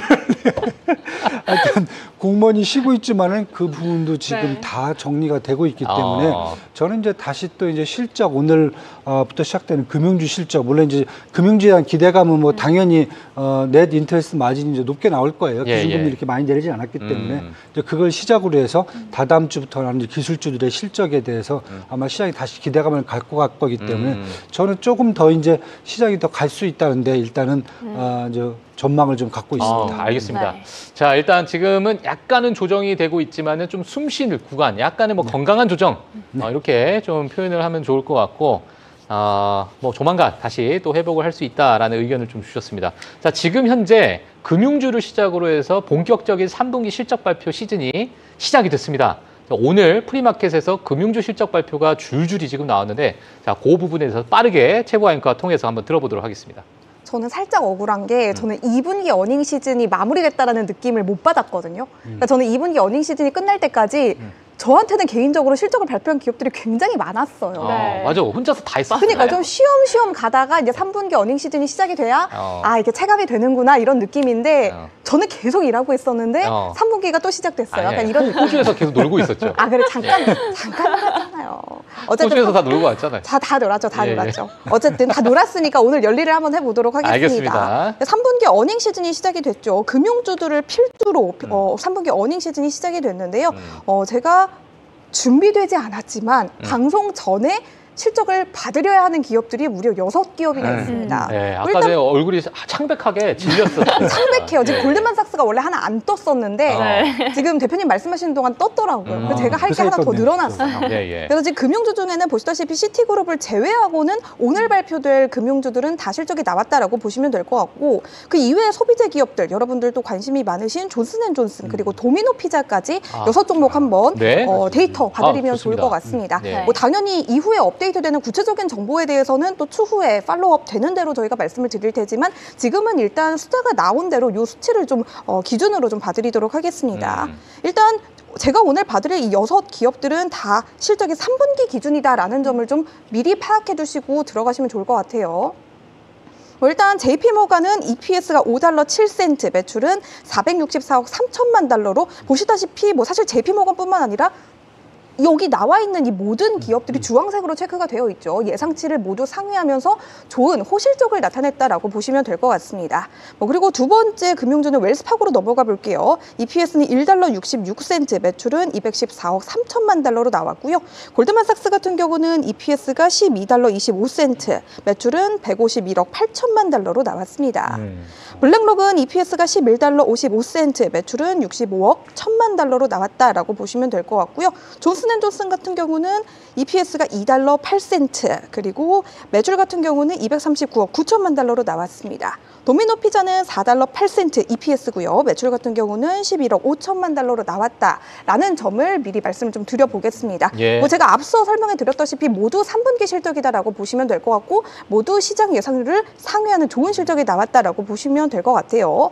하지만 금융주들의 지금 현재 주가 상황을 보시면 사실 웰스파고를 제외하고는 대부분 현재 프리마켓에서 주가 상황이 좋지는 않습니다. 웰스파고만 2%대 프리마켓에서 상승 중에 있고 JP모간도 뭐 골드만삭스도 블랙록도 1% 내외로 모두 하락하는 모습을 보여주고 있는데요. 여기에 뭐 추가적인 어떠한 정보들이 더 있었는지는 아직 저도 지금 실시간으로 나왔기 때문에 확인이 되지 않았지만 추정을 해보건대 지금까지 어닝 시즌을 나면서 이러한 경우는 보통 기대치가 너무 높았기 때문에 웬만한 실적에서는 투자자들이 여기에 반응을 해주지 않는 게 아니냐라는 게 약간 합리적인 의심이 좀 드는 모먼트다라고 좀 파악을 해보시면 될 것 같아요. 네. 다만 존슨앤존슨 같은 경우는 프리마켓에서 제가 방송 전에 보고 들어올 때까지만 해도 플러스권에 머물렀었는데 존슨앤존슨도 호실적에도 불구하고 지금 주가가 약보합권으로 빠지고 있습니다. 도미노 피자 같은 경우는 아주 정비례하는 흐름을 나타내고 있어요. 도미노 피자만 거의 유일하게 3%대 프리마켓에서 좋은 상승률을 보여주고 있다라는 점 가져가 보시면 좋을 것 같고 금융주들의 그런 주가 흐름은 정규장에서 회복을 할 수 있을지 혹은 그 이후에 평가들이 어떻게 나오게 될지는 조금 더 기다려봐야 하는 부분인 것 같고요. 제가 말씀드렸던 기대치가 너무 높았던 게 아니냐라는 부분을 한 번쯤 마음 한켠에 좀 가지고 가게 보시면서 금융주들의 실적 한번 체크를 해보시면 좋을 것 같습니다. 알겠습니다. 오늘 같은 날은 많은 분들께서 피자에 관심이 있는 것 같습니다. 역시 의식주 중에는 식이 제일 중요하죠. 피자랑 오늘 같은 날은 그냥 피자나 사 먹자. 그럼 웰스파고는 왜요? 이름이 그냥 예뻐서? 웰스파고? 파고 이쁘니까? 웰스파고. 그럴 수도 있죠. 이름이 그렇죠. 이쁘네. 그 웰스파고도 저는 이제 웰스파고가 있는 지역에서 전 미국에 있었을 때 있었거든요. 계셨었어요? 예. 저 있었는데 그런 뱅크예요. 여기 대단하게 보고 있는데 그냥 그냥 동네 저는 그냥 좋은 은행이라고 생각해요. 좋은 은행이고 많은 아는 형님들이 여기서 많이 일을 했었는데 그 형님들 한번 좀 그런 망나니가 없어요. 아, 그래요? 그럼 출연시키면 안 그런 되겠네요. 분들 다 여기서 일하고 여기 웰스파고 관계자들이 없으니까. 그럼요. 하여튼 그렇습니다. 자, 그래서 저는 개인적으로 잘 아는 은행입니다. 아는 분들도 계시고. 고주망태가 그렇게 많았습니다, 여기에. 하여튼. 고주망태가 많은 만큼 피자의 주가도 날이다. 고주망태로 잘 가고 있다. 이렇게 이해해보시면 되겠네요. 오늘 약간 주식시장이 프리마켓 좋지 않으니까 좀 웃으면서 했다가는 이제 큰일 나겠죠? 자, 그래서 오늘. 네, 여러분 오늘 도미노 피자 시켜 드세요. 오늘 이더리움도 왜냐면 최근에 비트코인이 시장보다는 조금 더 기민하게 많이 움직이고 있는 것 같은 느낌이 좀 들어서 지금 잠깐 제가 코인 시장을 좀 보니까 이더리움이 마이너스 4% 넘게 하락을 하고 있고 비트코인도 마이너스 1.3% 정도 하락을 좀 보이고 있고 리플도 4%, 솔라나 4%. 자, 이런 이제 하락들이 좀 보이고 있다 보니까 지금 시장에서도 성장주들 기준으로 봤을 때 약 한 2%에서 한 3%, 많게는 한 4% 정도 지금 조정을 좀 주고 있는 그런 상황이다. 이런 부분도 한번 좀 짚고 넘어가시면 될 것 같습니다. 자, 그러면 오늘 지금 금융주에 대해서 일단 속보로 제가 실적 발표를 좀 전달해 드렸는데 지금 시장에서 나오고 있는 뉴스, 자, 어떤 뉴스들이 있는지 좀 빠르게 체크해 보도록 하겠습니다. 네, 오늘 제가 오프닝을 사실 준비하기까지 시간이 좀 걸렸는데 이렇게 또 요정이라고 하다가 왕관을 오랜만에 쓰고 나왔거든요. 왜 썼냐면 그냥 공주여서 쓰고 나온 게 아니고요. 이 뉴스를 전할 때 굉장히 또 시장이 혼란스러운 상황에서도 제가 중심을 딱 잡아서 해보겠다는 의지로 한번 써봤습니다. 앞으로도 오프닝에서 전해드리는 뉴스 내용이라든지 그런 부분들 좀 헷갈리시는 분들이 있으시다면 저와 함께 잡아보셔도 좋을 것 같고요. 그러니까 아버님께서 혹시 요정이다, 공주다 이렇게 부르세요 혹시? 전혀 아닙니다. 전혀 아니에요? 좀 엄격한 편이어서 이제 밖에서라도 이런 것들을 해보려고 그걸 듣고 합니다. 싶어서? 네. 알겠습니다. 많은 저희 시청자분들께서 댓글창에다가 많이 써주실 거라고 저는 믿어 의심치 않습니다. 자, 그렇게 해주시면 될 것 같고요. 자, 오늘 뉴스 넘어가도록 하겠습니다. 네, 오늘 아무래도 또 중국과 미국 간의 갈등에 대해서 다시 한번 재점어가 된 만큼 눈에는 눈, 이에는 이, 그에 대한 내용도 함께 짚어볼 필요가 있겠습니다. 네, 먼저 이렇게 어제 장 같은 경우는 중국과 미국이 무역 협상에 대한 의지를 조금 내비쳤지만 어쨌든 오늘 들어서는 다시금 또 중국이 미국의 해운과 조선산업 제재에 강력하게 반발을 했다라는 뉴스들이 나왔는데요. 이번 조치의 경우에는 WTO의 위반이자 또 미국 스스로를 해치는 자해 행위라고 하면서 또 경고를 했습니다. 이 싸우면 끝까지 싸우되 대화의 문은 열려 있다고 또 말을 했지만 강경하지만 여지는 남겨져 있다라고 하는 시장의 반응이 이어지고 있고요. 또 여기에 정부 셧다운도 2주차, 곧 3주차에 접어드는 만큼 또 예정된 파월 의장의 발언에도 함께 귀 기울이는 게 좋겠습니다. 이렇게 어닝 시즌에 챙겨봐야 될 이슈가 굉장히 많은 상황인데 어쨌든 방금 아까 보아 앵커님이 말씀해 주신 것처럼 금융주와 은행주 단으로도 사실 계속해서 실적 시즌도 함께 움직이고 있는 상황이잖아요. 대표님이 보시기에는 지금도 금융주나 투자자나 은행주 이 실적이 약간 정세 때문에 살짝 묻힌 분위기 같은 느낌이 있거든요. 네. 좀 어떤 쪽으로 섹터 흐름을 보는 게 좋을까요? 일단은 사실 뭐 3분기 실적은 잘 나올 거예요. 네. 뭐 아까 말씀드렸듯이 사실 아직 연준의 기준금리 인하가 본격화되지 않은 상황이기 때문에 그동안 이제 우리가 쉽게 얘기하면 이제 님이라고 그러죠. 넷 인터레스트 마진이라고 해갖고 이제 이자 차익을 이제 많이 사실 아직까지는 누적을 하고 있어요. 예. 하고 있기 때문에 뭐 제가 봤을 때는 이제 꾸준한 배당으로 이게 이제 투자자한테 갈 수 있기 때문에 뭐 펀더멘탈상으로 이렇게 큰 문제는 없을 거예요. 그런데 시장에서는 사실 이제 금융주 섹터 내에서도 이제 하부 섹터 여러 개 쪼개 보면은 사실 핀테크 쪽으로 사실 최근에 시장이 쏠린 현상이 더 가 있거든요. 네. 핀테크요? 네, 핀테크죠. 같은 금융인데 뭐 인터넷 전문 뱅킹이라든지 아니면 이제 우리가 잘 아는 이제 코인베이스와 같은 이제 뭔가 이제 거래소 같은 예. 개념이라든지 이런 핀테크 관련되어 있는 기업들의 사실은 성장성이라든지 더 관심이 이제 높아져 있기 때문에 네. 정통 은행주들은 사실 조금 제가 봤을 때는 관심으로서 약간 벗어나 있다 이렇게 보셔야 될 것 같아요. 그래서 상대적으로 관심에서 벗어난 변동성이 좀 많이 줄어들거든요. 예, 예. 그래서 어제 같은 경우도 이제 시장이 회복할 때 이 전통 대형주 은행주들은 사실 이렇게 크게 또 회복을 못하는 모습이고, 예, 예. 요게 이제 가장 큰 거고요. 두 번째는 앞으로 이제 기준금리 인하가 이제 계속 될 수 있다는 가정 하에서는 결국은 이제 이 대형 은행주들의 이제 마진이 줄어들 수 있다 이런 이제 네. 앞으로 전망치가 또 나오거든요. 그래서 그 두 가지 부분이 앞으로 이제 대형 은행주들의 이제 이 실적 전망에 대해서 좀 영향을 미칠 것 같아요. 그래서 저는 사실 뭐 처음에 대형 은행주부터 나오니까 이걸 보자마자 실적이 안 좋을 거야. 그리고 앞으로 시장이 안 좋을 거야. 이렇게 단언하실 필요는 없다. 왜냐하면 이미 대형 은행주들은 일단 뭐 전반적인 투자자들의 관심에서 조금 벗어나 있는 분야이기 때문에 먼저 지금 매크로 상황이 어떤지를 먼저 보여주는 그러한 차원에서 실적을 확인하시면 된다. 이렇게 저는 지금 보고 있고요. 예. 그보다는 저 핀테크 쪽, 특히 이제 뭐 우리가 잘 로빈후드 마켓이라든지 코인베이스 글로벌이라든지 아니면 인터랙티브 브로커스라든지 이런 아니면 이제 후투라든지 이런 전반적인 페이팔 같은 그런 금융 회사들을 사실 저는 이제 실적을 먼저 보시는 게 더 좋지 않을까 이렇게 지금 보고 있습니다. 알겠습니다. 그러니까 지금 시장에서는 AI에 대한 강세가 지금 뭐 최근에 조정 이전까지는 너무나도 강렬하게 좀 넘어왔기 때문에 이번 실적 발표에서도 이러한 기업 중심으로 아마 시장에서 좀 관심이 있지 않을까 네. 이렇게 보여지고 있는데 다음 넘어갈까요? 하나 저는 좀 여쭤보고 질문이 있어요? 있습니다. 사실 지금 뭐 10월 연준 의장에 대해서 10월 회의도 그렇고 그쵸? 또 파월 의장의 뭐 발언도 사실 저번에 가장 최근에 있었던 발언에서는 별 말 없이 좀 끝났었는데 네. 좀 이번에 나올 발언 중에 전 대표님이 예언가라고 생각을 하거든요. 어떤 말을 좀 할 수 있을지 어떤 말을 할지 좀 궁금해지는 것 같아요. 사실 완스트라다무스. 사실 지난주에 네. 저도 이제 파월 의장 그 얘기하는 걸 이제 계속 듣고 있었는데 사실 별 말은 없었어요. 별말 없었는데 이런 말을 했어요.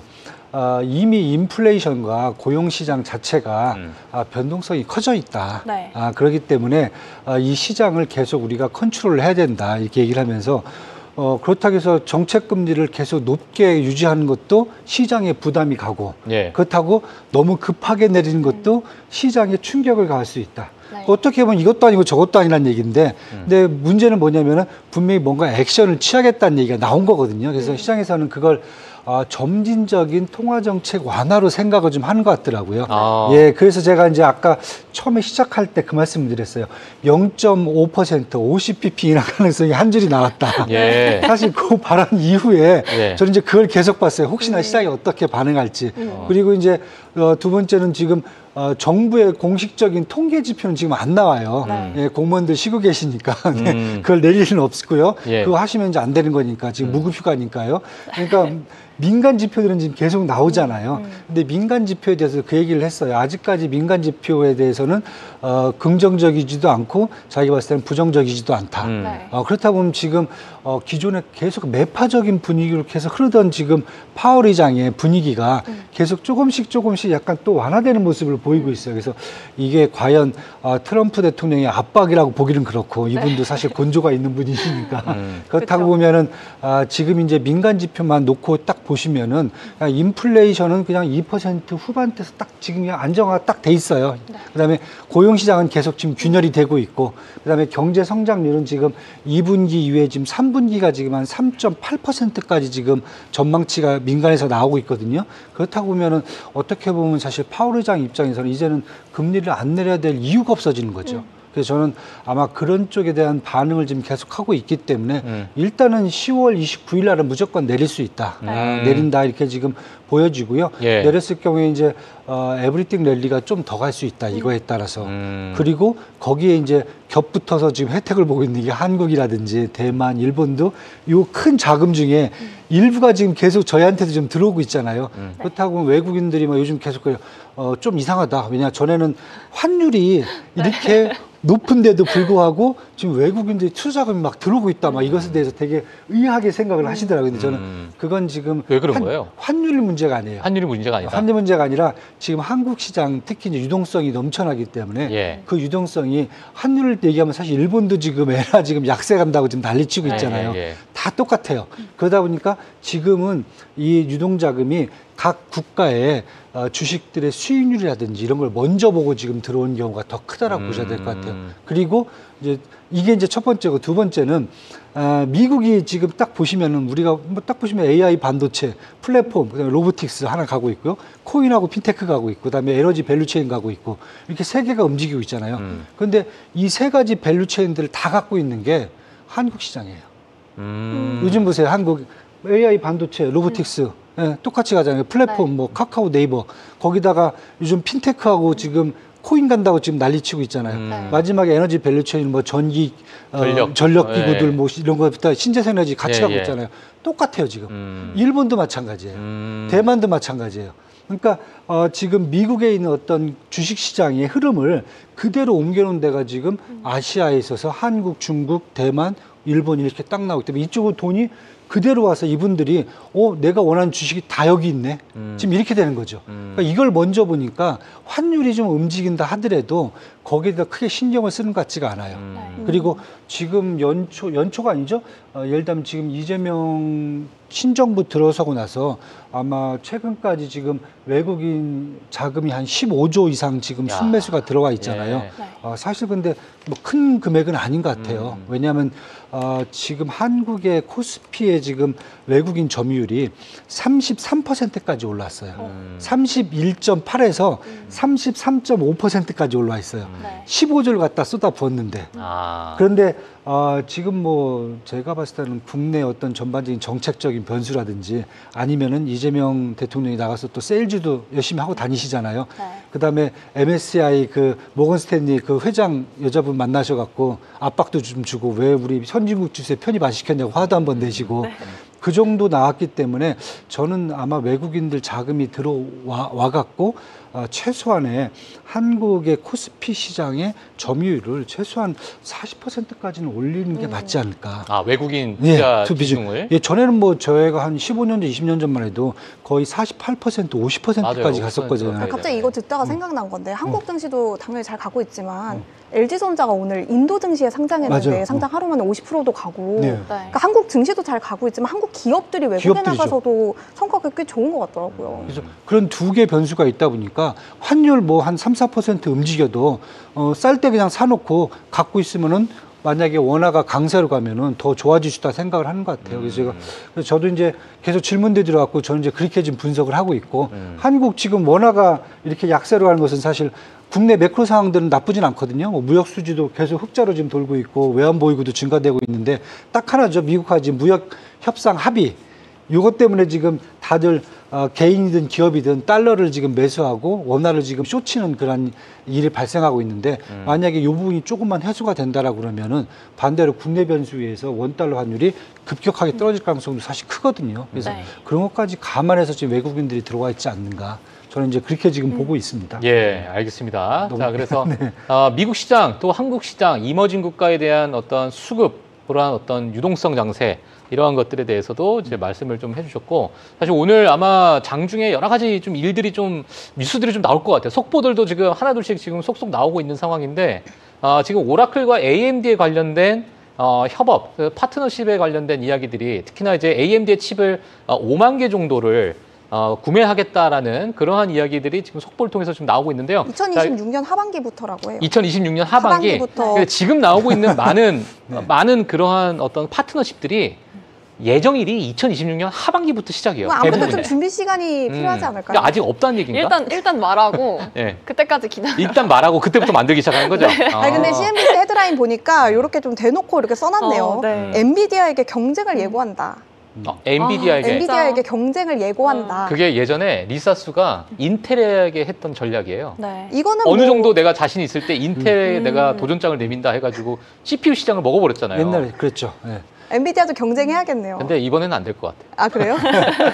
근데 제가 뭐. 보는 시장은 사실은 지금은 네. 수주 경쟁이 되게 예. 치열해요. 그러니까 예, 우리가 예. 조선업만 수주 경쟁을 하는 게 아니라 오. 지금 AI 반도체 같은 게 수주 경쟁이 그렇죠, 뭐냐면은 그렇죠. 투자 경쟁, 이미 지금 수주 경쟁. 계약 건수들을 보면은 네. 사실 1년 정도는 지금 수주가 이미 다 차 있다고 그러는 거예요. 그러니까 그렇죠. 지금 주문을 내도 받을 수가 없어요. 1년 맞아요. 후나 맞아요. 아니, 받으라는 우리가 얘기예요. 마트 가서 물건 사는 게 맞아요. 아니니까. 맞아요. 그렇게 되다 보니까 지금 얘기 나오는 게 뭐 AMD도 뭐 협력한다. 그다음에 또 이제 브로드컴도 이제 뭐 다시 또 이쪽 스타게이트의 뭐 프로젝트에 또 이 데이터 센터 내준다 하는 걸 다 보면은 시작이 내년 하반기예요. 그러니까 지금 1년 정도는 이미 수주가 다 차 있다는 거죠. 예. 그렇다 보면 사실 어떻게 보면 이제 AI 거품론을 얘기할 단계는 아닌 것 같아요. 이미 뭐 엔비디아라든지 AMD라든지 이런 전반적인 회사들이 브로드컴들이 이미 수주는 다 지금 한 AI 반도체는 한 1년이 지금 다 쌓여 있는 것 같아요.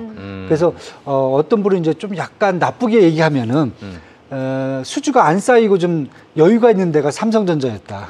왜냐면 그동안 지금 상황에서 네, 잘 왜냐하면 쉬었다. 삼성전자는 이제 올해 연말 돼야 미국 내 이제 이 파운드리 그러니까요. 공장을 예, 이제 예. 오픈할 수가 있잖아요. 아. 그다음에 이제 HBM도 사실은 약간 이제 퀄 문제가 좀 있어갖고 사실 이제 그렇게 시장에서 세게 엔비디아라든지 AMD가 이렇게 수주를 하지는 않았잖아요. 그러다 보니까 여유가 있는 게 삼성전자이기 때문에 삼성전자가 그 사이에 좀 시간을 번 게 아닌가. 네. 예, 잘 쉰 것 같아요. 예, 그런 얘기도 하는 것 같아요. 그 사이에 좀 푹 쉬면서 기술 개발도 좀 하고 이렇게 된 것 같아요. 알겠습니다. 지금 저 한마디만 더 해도 돼요? 예. 아니 그냥 사실 아까 얘기하고 싶었던 건데 지금 갑자기 오라클 얘기로 넘어와서 못했는데 또 미라클 하려고 그러죠. 아니요. 아니요. 제가 뭐 미라클인지 모르는 줄 아세요?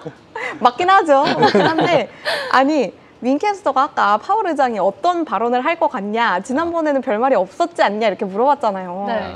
근데 저는 여기에도 또 답이 있다고 생각해요. 근데 대표님께서 너무 이제 정말 대표님이 하셔야만 하는 이상적인 이제 답변을 해주신 거고 저는 실질적인 답변을 한번 해볼게요. 오, 포스트라다무스가 예언을 해보자면 포스트라다무스라고? 원래 아니 근데 대표님도 그렇게 말씀을 하셨잖아요. 네. 예전에는 그렇게 매파적이던 사람이 요즘 약간 좀 완화적이어지지 맞아요. 않나? 제가 그 대답 하나 해드려요. 사람이 원래 퇴사 날짜 받아놓으면 일 열심히 안 하고 싶거든요. 퇴사 날짜 근데 제가 받아놨기 예언을 때문에. 하나 해보자면 파월 의장은 굳이 지금 이 마당에 내가 뭐 아. 누구한테 미운털 박히고 어. 굳이 내 체력을 갈아가면서 일할 필요가 없는 거예요. 그래서 저는 네. 이번에도 별로 의미 없는 말을 할 것 같다에 한 표. 의미 저는 없는 좀 말을 할 것 속상해요. 같다. 저는 좀 속상해요. 오늘 저도 이렇게 서치해보다가 파월 의장의 나이를 이제 알게 됐는데 예. 뭐 53년생인가 그렇더라고요. 예. 그래서 뭔가 어. 저는 오히려 이제 노쇠하셔서 53년 기력이- 요즘 젊은 거예요. 그래서 이제 아니, 6.25 때 퇴사 태어나신 날짜 받아놨다 이렇게 하셔가지고 어. 진짜 그 말을 듣는데 좀 속상하더라고요. 이제 돌아옵시다. 네. 너무 고민하지 말래요. 네. 이 두 분께서 이제 추석을 세고 나서 약간 이제 우리 할아버지가 재밌는 보고 얘기를 싶고 예. 하나 잡으면 이제 못 놓는 병에 걸렸어요. 추석이 지나고 알겠습니다. 나니까. 자, 여기서 한마디 더 하면 제 방송 그만둬야 될 수도 있어요. 오늘 시장이 좀 빠지고 있기 때문에. 아, 그렇죠, 그렇죠. 예, 자, 뉴스로 넘어가도록 하겠습니다. 네, 이제 오프닝 끝나고 본격적으로 첫 번째 뉴스 시작합니다. 예. 아무래도 어제 간밤부터 이 내용을 또 짚어보지 않을 수가 없죠. 오픈 AI와 또 브로드컴의 단연 계약 소식도 함께 짚어보도록 하겠습니다. 예. 이 두 회사는 10기가와트 규모의 맞춤형 AI 가속기를 설계하고 구축하기로 했다는 소식이 있었죠. 이번 협력에서 오픈 AI는 이 칩을 설계하고 또 브로드컴은 연결 기술을 제공하면서 이 오픈 AI의 시설과 또 파트너 데이터 센터를 지원하게 됩니다. 또 두 회사는 2026년 하반기부터는 어쨌든 시작을 해서 2029년까지 또 완성할 계획이라고 아까 또 방금 오라클 뉴스처럼 또 미뤄지는 모습을 좀 보여주긴 했는데 제가 그림 하나를 좀 가져왔습니다. 함께 보시면 사실 이 두 가지 방금 말씀드린 브로드컴과 또 오픈 AI가 함께 손잡고 있는 모습이 보이는데 그 옆에서 조금 질주를 하고 있는 그림이 보이시나요? 네. 누구일 거라고 생각하시나요? 엔비디아. 엔비디아겠지. 아닙니다. 아니에요? 아니에요. 이게 엔비디아가 아니면 초록색. 네. 그린 사람은 네. 뭐 하여튼 돼야 돼요. 네. 사실 엔비디아 맞습니다. 자, 근데 주인공이 두 명이어서 사실 말씀을 이렇게 드린 겁니다. 네, 일단 첫 번째 주인공은 엔비디아가 맞겠죠. 왜냐하면 오픈 AI와 브로드컴이 이렇게 협력을 한 만큼 어쨌든 엔비디아를 조금 더 견제하겠다 이런 의도가 보여지는 그림으로 제가 가져왔고요. 두 번째는 최근 이제 이슈가 되는 ARM이 이름을 올리고 있기 때문에 조금 질주를 하는 구도로서 ARM이 들어갈 수도 있지 않을까라고 하는 ARM. 두 번째 소식으로 함께 연결해 보겠습니다. 이 소식통에 따르면 ARM이 이 오픈 AI의 새 칩과 함께 작동할 맞춤형 CPU를 설계하고 있다는 소식까지 있었는데요. 아직 공식적인 확인이 되지 않은 만큼 조금은 질주하는 단계를 넘어서 이제 엔비디아와 본격적으로 대결 구도가 만들어질지 좀 함께 살펴보면 좋을 것 같습니다. 어쨌든 제가 봤을 때는 이 AI 모델에 대해서 조금 더 가속화를 했던 그런 모습들이 펼쳐지는데 오픈 AI가 좀 이제는 하드웨어 쪽까지 좀 욕심을 내는 모습들이 좀 보여지는 것 같아요. 지금 뭐 사실 저는 저렇게 무슨 경쟁 관계라고 사실 이렇게 뭐 그 그림들이 이렇게 표현을 막 해주거든요. 네, 제가 만들었어요. 아, 그랬어요? 네. 초록색 말고 엔비디아 색깔이 따로 있네. 네. 하여튼 뭐 스타게이트 프로젝트하고 엔비디아 연합이 계속 뭐 경쟁을 갖고 가지 않겠는가 막 계속 그런 얘기를 하는데 저는 사실 좀 약간 좀 생각이 좀 틀려요. 왜냐하면 지금 상황은 아까도 피자 얘기를 하셨지만은 피자가 엄청 커지는 판이에요, 지금은. 네, 커지는 판에서 사실은 엔비디아는 자기들이 역량 갖고도 이 판을 다 먹지를 못해요. 그리고 제가 먼저 스타게이트도 자기들이 먹겠다라고 했던 이 판이 있는데 그 판을 만들려고 보니까 돈이 없어요, 지금. 맞아요. 예, 아니 5천억 달러를 도대체 어디서 구해요? 맞아요. 700조 원은 우리나라 1년 예산인데 이게 이 돈을 어디서 구해요? 그러다 보니까 저는 이제 요즘 계속 본 게 오픈 AI가 어차피 이제 이 스타게이트에서 가장 주도 핵심 세력인데 이미 오라클하고 그다음에 이제 소프트뱅크에 이제 ARM까지 이렇게 끌어들여서 연합을 만들어 놨는데 이 갖고는 택도 안 되니까 이제 그다음에 했던 것이 삼성전자하고 SK 하이닉스 와서 녹화 한번 하고 TSMC가 녹화 한번 하고 가고 그다음에 지난번에 보시면은 엔비디아가 또 이제 1,000억 달러 투자하는 걸로 특히 이제 현물로 해갖고 돈을 주니 많이 또 이런 얘기 하는데 결국 데이터 센터 져주기로 하는 거고 AMD도 데이터 센터 져주기는 거 하고 또 브로드컴도 또 데이터 센터 짓고 그러니까 결국은 제가 봤을 때는 지금 파이가 너무 커갖고 혼자 먹었다는 탈이 날 정도예요. 맞아요. 그래서 지금 이걸 지금 다 나눠 먹는 컨셉으로 지금 가고 있기 때문에 저는 이렇게 되다 보면은 지금 시장이 앞으로 오픈 AI가 아직도 손을 안 내민 곳이 몇 곳이 더 있어요. 첫 번째가 인텔. 인텔도 손을 내밀어야 돼요.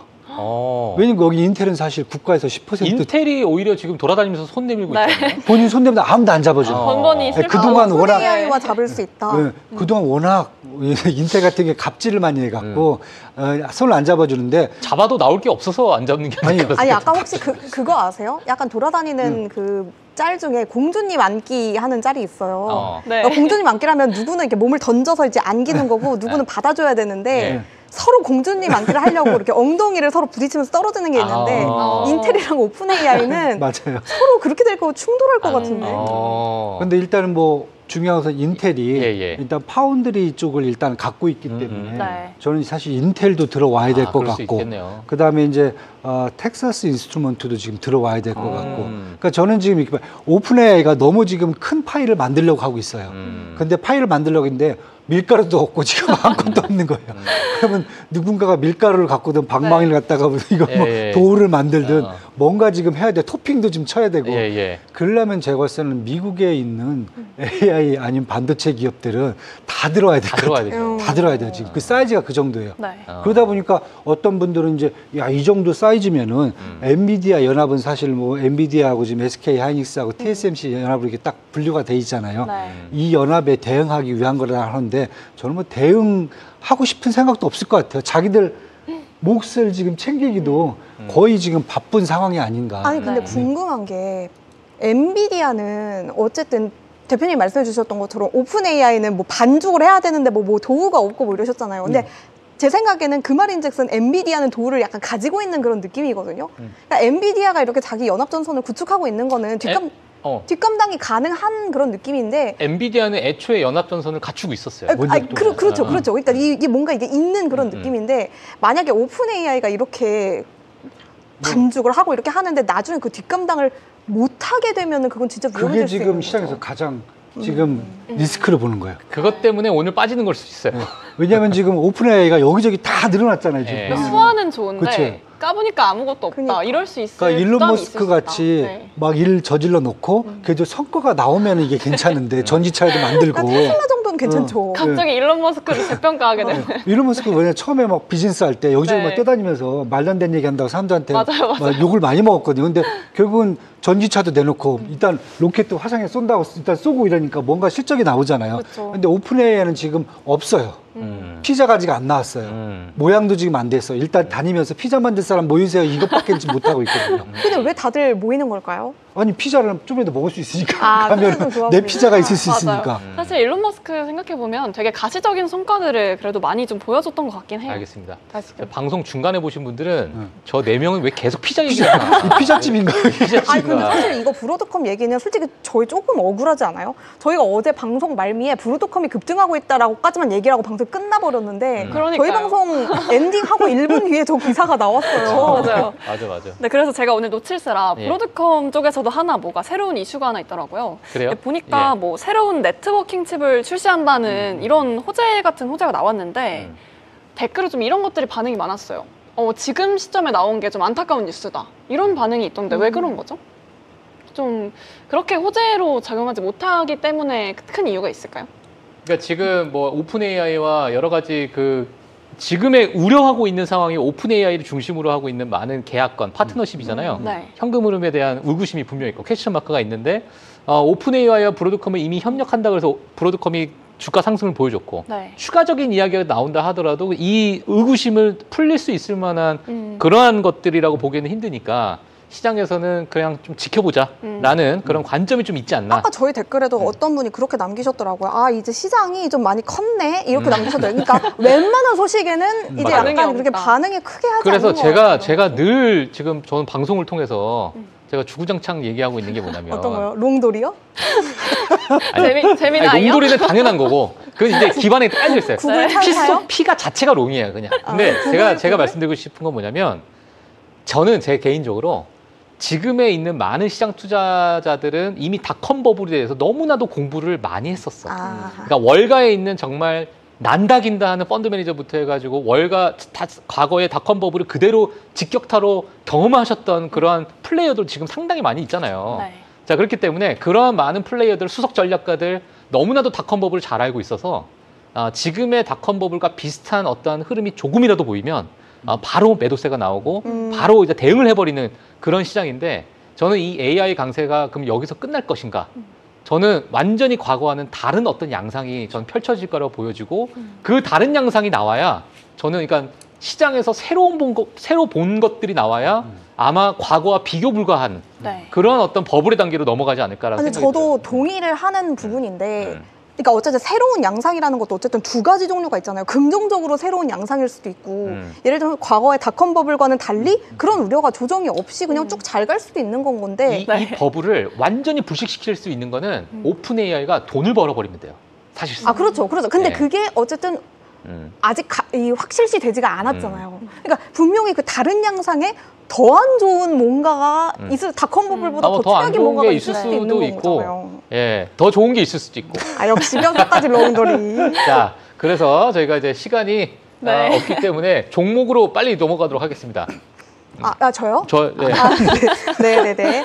저는 이번에 금에 대해서 한번 좀 이야기를 나눠보려고 해요. 네. 아마 잘 기억하시는 봤다. 분들이 계실 수 있는데 제가 한 2주 전쯤에 금에 대해서 일장연설을 한번 한 적이 있어요. 제가 그날 모니터링을 해봤더니 저 혼자 금에 대해서 한 20분을 떠들더라고요. 근데 제가 또 할까 말까 또 할까 말까 진짜 고민을 많이 했는데 여전히 금의 매력도가 유효하기도 하고 네. 또 어제 저희가 방송 중에 역사적인 순간을 함께 했잖아요. 맞아요. 뭐죠? 최고치도 맞아요. 4,100달러를 네. 넘어갈 듯 4,100달러 말 듯 하다가 네. 넘어가는 순간을 저희가 방송으로 함께 봤습니다. 근데 아마 오늘 지금 화면을 틀어두시면 오늘 역사적인 두 번째 순간을 다시 한번 맞이할 수 있을 것 같은데 지금 아쉽게 약간 내려왔는데 제가 대표님 말씀하실 때 봤을 때는 4,152달러까지 올랐거든요. 그러니까 우리는 다시 한번 역사적인 금이 제 생각에는 한 올해 들어서 이번 상승까지 합치면 47번째 역대 최고가 경신을 아마 함께 보고 계시는 것 같습니다. 네. 그래서 금에 대한 설명을 좀 자세하게 풀어드리려고 하고 다시 한번 그리고 은에 대한 설명까지 추가적으로 한번 좀 덧붙여 보자라고 합니다. 만약에 금, 은에 대해서 궁금하셨던 분들이 계시다 하시면 이 시간 다시 한번 좀 집중을 해주시면 좋을 것 같고 2주 전에 제가 방송에서 했던 이야기를 좀 일단 간략하게 간추려 보도록 할게요. 금이 왜 이렇게까지 잘 가냐라고 하면 저한테 사실 사적으로도 이런 질문을 진짜 많이 하시거든요. 그래요? 저는, 그럼요. 진짜 많이 해요. 예. 그래서 저는 크게 3가지로 요약을 해드려요. 물론 뭐 복합적인 많은 이유들이 있지만 네. 일단 첫 번째는 당연히 안전선호 심리죠. 금은 전통적으로 대표적인 안전자산으로 불려왔습니다. 네. 뭐 예를 들면 정치적, 사회적, 뭐 경제적, 지정학적인 그런 리스크가 있을 때마다 사람들은 피난을 가고 싶어 하죠. 그 가장 좋은 피난처가 바로 금이라고 불리우는 이런 전통적인 안전자산이다라고 이야기를 좀 드려보겠습니다. 그렇다면 최근에 왜 이렇게 4,100달러를 뚫으면서 금이 다시 한번 가파르게 올라가고 있냐라고 물으신다면 네. 당연히 미중 갈등 때문이겠죠. 다시 한번 정치적인, 사회적인, 경제적인 리스크가 한꺼번에 이런 복합적인 요인이 다시 한번 부각이 됐고 여기에 힘입어서 금값이 최근 한 이틀 동안 한 3번 정도 역대 최고치를 계속해서 재경신했다라고 보시면 될 것 같습니다. 네. 두 번째다라고 한다면 당연히 연준의 금리 인하에 대한 기대감에 따른 달러화 약세겠죠. 금이 저희가 뭐라고 부르죠? 벌써 4,147달러 이렇게 부르죠. 네. 뭐 온스당, 그러니까 정확히 말하면 트로이 온스당 2호 달러라고 부르는데 어찌됐건 그 단위가 달러입니다. 그러니까 한마디로 금은 달러로 거래가 된다는 거죠. 달러화 약세, 그러니까 달러의 가치가 낮아진다라는 점은 금에 대한 니즈를 더 강하게 만들어줄 수밖에 없어요. 그렇기 때문에 연준의 금리 인하에 대한 기대감이 시장에 전반적으로 작용을 하고 있는 것들이 금값을 자연스럽게 끌어올려주는 또 하나의 요인으로 작용을 한다. 금에 대한 뭐 투자 심리를 강화시키고 투자 매력도를 다시 한번 좀 부각시킨다라고 설명을 드려볼 수가 있겠습니다. 예. 세 번째라고 한다면 중앙은행 매입이죠. 뭐 당연히 미국, 뭐 중국, 유럽과 같은 주요국 중앙은행들이 금을 매입하는 건 당연하고요. 요즘은 신흥국 중앙은행들이 공격적으로 좀 금을 매입하고 있습니다. 뭐 싱가포르, 말레이시아, 인도 같은 중앙은행들도 당연히 여기에 해당이 되겠고요. 그 중에서 가장 큰 손이라고 한다면 당연히 중국이겠죠. 중국의 인민은행이 정말 다량의 금을 매입함으로써 이 금 가격을 구조적으로 올려주는 또 하나의 요인으로 좀 꼽히고 있다라는 이야기를 들어보겠습니다. 예. 그렇다면 중앙은행들이 왜 이렇게까지 금을 공격적으로 매입을 하냐? 이것도 다시 3가지 이유로 나눠진다라고 설명을 드릴 수 있을 텐데요. 첫 번째는 탈달러화입니다. 그러니까 전 세계 기축통화인 달러화에 대한 의존도를 축소하고 미국에 대한 그런 의존도를 좀 분산시키기 위해서 미국을 제외한 나머지 나라들의 중앙은행들이 그 대안책으로 금을 매입을 하고 있는 거죠. 네. 그리고 두 번째라고 한다면 인플레이션 해지입니다. 사실 우리나라도 뭐 인플레이션이다 뭐다 말이 많잖아요. 밖에 나가면 너무 비싸다 이런 말들이 나오고 미국도 저희가 꾸준히 인플레이션에 대한 이야기를 하고 있습니다. 제가 이번에 여행 갔다 온 시드니는 사실 우리나라의 거의 2배 가까이 물가가 높더라고요. 그래요? 네, 호주에서는 샌드위치에 커피 2잔을 시키면 하나로 약 6만 원 정도가 나와요. 너무 비싸요. 그러니까 전 세계적으로 인플레이션, 고물가가 이렇게 문제가 되고 있기 때문에 근데 거기에는 우리나라는 좀 다른 임금 제도가 있을 것 같은데 네. 예, 우리나라보다 뭐 예를 들어서 뭐 시간당 임금 자체가 좀 높다든지 그렇죠. 그거는 물론 당연히 있겠죠. 당연히 우리나라에서 벌어서 거기서 쓰려면 비싸지만 예. 거기서 벌어서 거기서 쓰려면은 뭐 비싸진 않다라고 하는데 어찌됐건 물가로 따지면 호주도 꽤나 고물가다라는 예. 이야기를 드리고 싶었던 거고 뭐 세 번째라고 한다면 뭐 앞서 말씀드렸던 것과 같은 결로 글로벌 금융위기죠. 개인도 기업도 당연히 위험을 회피하기 위해서 금을 매입을 한다라면 당연히 국가 차원에서도 위험을 회피하기 위해서 금을 매입하고자 한다 이런 얘기를 좀 드리고 싶었습니다. 혹시 저한테 지금 배당된 시간이 좀 더 있을까요? 좀 더 해도 될까요? 아니, 알겠습니다. 10시까지 있어요. 알겠습니다. 더 일어나가 볼게요. 금이 네. 연초 대비해서 지금까지 57% 정도 상승을 했다고 해요. 이제는 네. 제가 숫자로 기억을 할 수도 없을 정도로 43번? 4번? 근데 지금 다시 한번 올랐으니까 한 46번씩 역대 최고가를 계속해서 경신을 하고 있다라는 예. 말씀 좀 드려보고 싶었어요. 알겠습니다. 이거는 제가 2주 전에 설명을 드렸던 금에 대한 설명이고 여기서 멈추면 조금 아쉬우니까 제가 은에 대한 설명까지 함께 좀 첨부해서 좋습니다. 함께 좀 드려보도록 은까지. 하겠습니다. 네. 금이 연초 대비해서 57% 정도 상승을 했다라고 한다면 은은 연초 대비해서 무려 82% 정도 급등을 했다라고 하니까 금의 상승률보다 훨씬 더 높다라는 말씀을 다시 한번 좀 드려보겠습니다. 뭐 은 같은 경우도 장중 52달러를 터치하면서 신고가를 재경신하는 모습을 보여줬고요. 금과 함께 은도 같이 동반 상승하는 그런 흐름을 좀 나타내고 있습니다. 뭐 은에 대해서 추가적으로 좀 설명을 드려보자면 금과 은은 보통 같이 가는 속성이 있죠. 투자 속성이 거의 동일합니다. 그러니까 안전자산 선호 심리로 인해서 금이 이렇게까지 잘 간다면 당연히 은도 같은 이유로, 동일한 이유로 가격이 상승할 수밖에 없는 그런 투자 구조를 가지고 있다라고 이해를 해보시면 될 것 같아요. 근데 은도 분명히 금과 다른 점이 있습니다. 네. 제가 다른 점을 좀 몇 가지를 얘기를 해드리자면 일단 가격 자체가 낮아요. 저는 사적인 자리에서 얘기를 할 때는 금은 엉덩이가 좀 무겁고 은은 엉덩이가 좀 가볍다라고 표현을 하는데 뭐 그렇죠. 금은 지금 4,000달러대에서 놀고 있고 은은 한 50달러 정도에서 놀고 있으니까 가격대가 좀 낮죠. 근데 그 많은 비유 대상 중에 왜 엉덩이를 댔을까요? 엉덩이가 귀엽잖아요. 귀엽잖아요. 엉덩이가 귀여워서. 귀엽잖아요.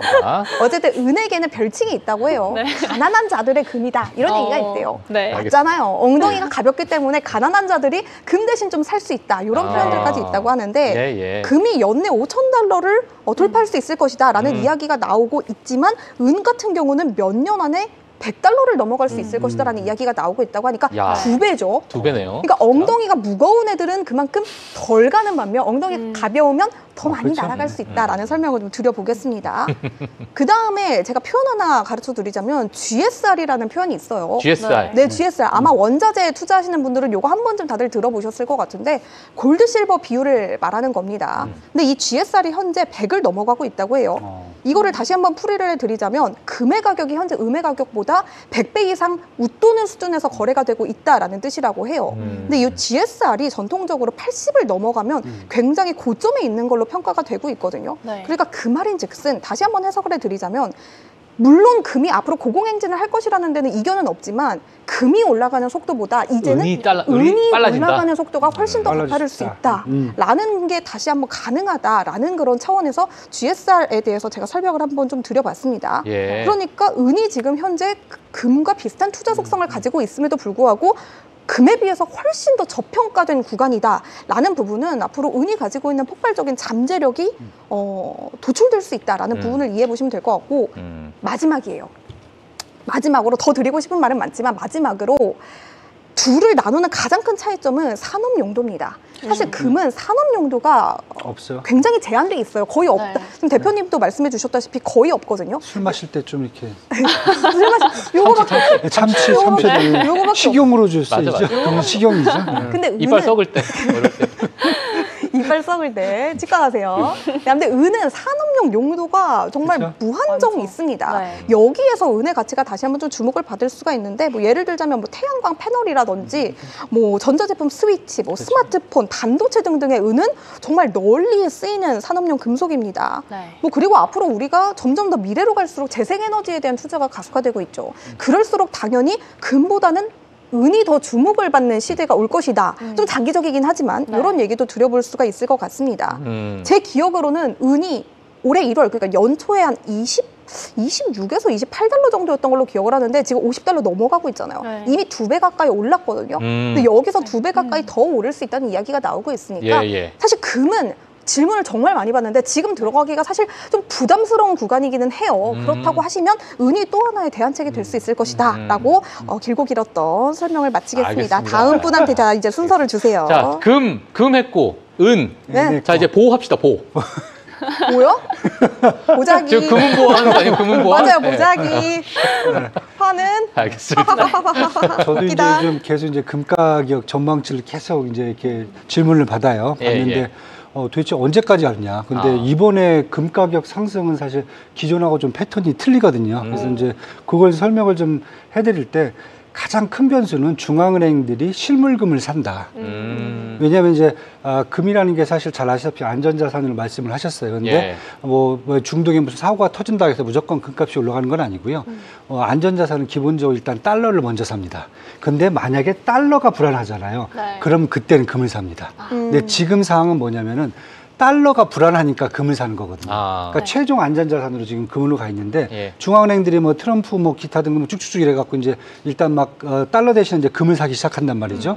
그러면 중앙은행들이 실물금을 사면은 특징이 뭐냐면은 한 번 사면은 절대 안 팔아요. 아. 나라가 망할 때까지. 예. 금고에 딱 재놓고 앞으로 안 빼놔요. 어. 그러면 어떻게 되냐면 거래를 안 하니까 그러면 금 가격이 떨어지질 않고 계속 올라가게 돼 있어요. 그리고 이제 금융기관들이 있어요. 일반적으로 글로벌 금융기관들은 금을 갖고 해지를 할 때는 파생 상품을 써요. 그러니까 파생 상품으로 뭐 금 선물이라든지 금 옵션 막 이런 거 쓰잖아요. 이런 걸 쓰면은 사실은 사고 팔고를 계속하기 때문에 금 가격이 계속 출렁거리면서 내려갈 수가 있어요. 예. 근데 지금 중요한 것은 중앙은행들이 금을 진짜 사는 거예요.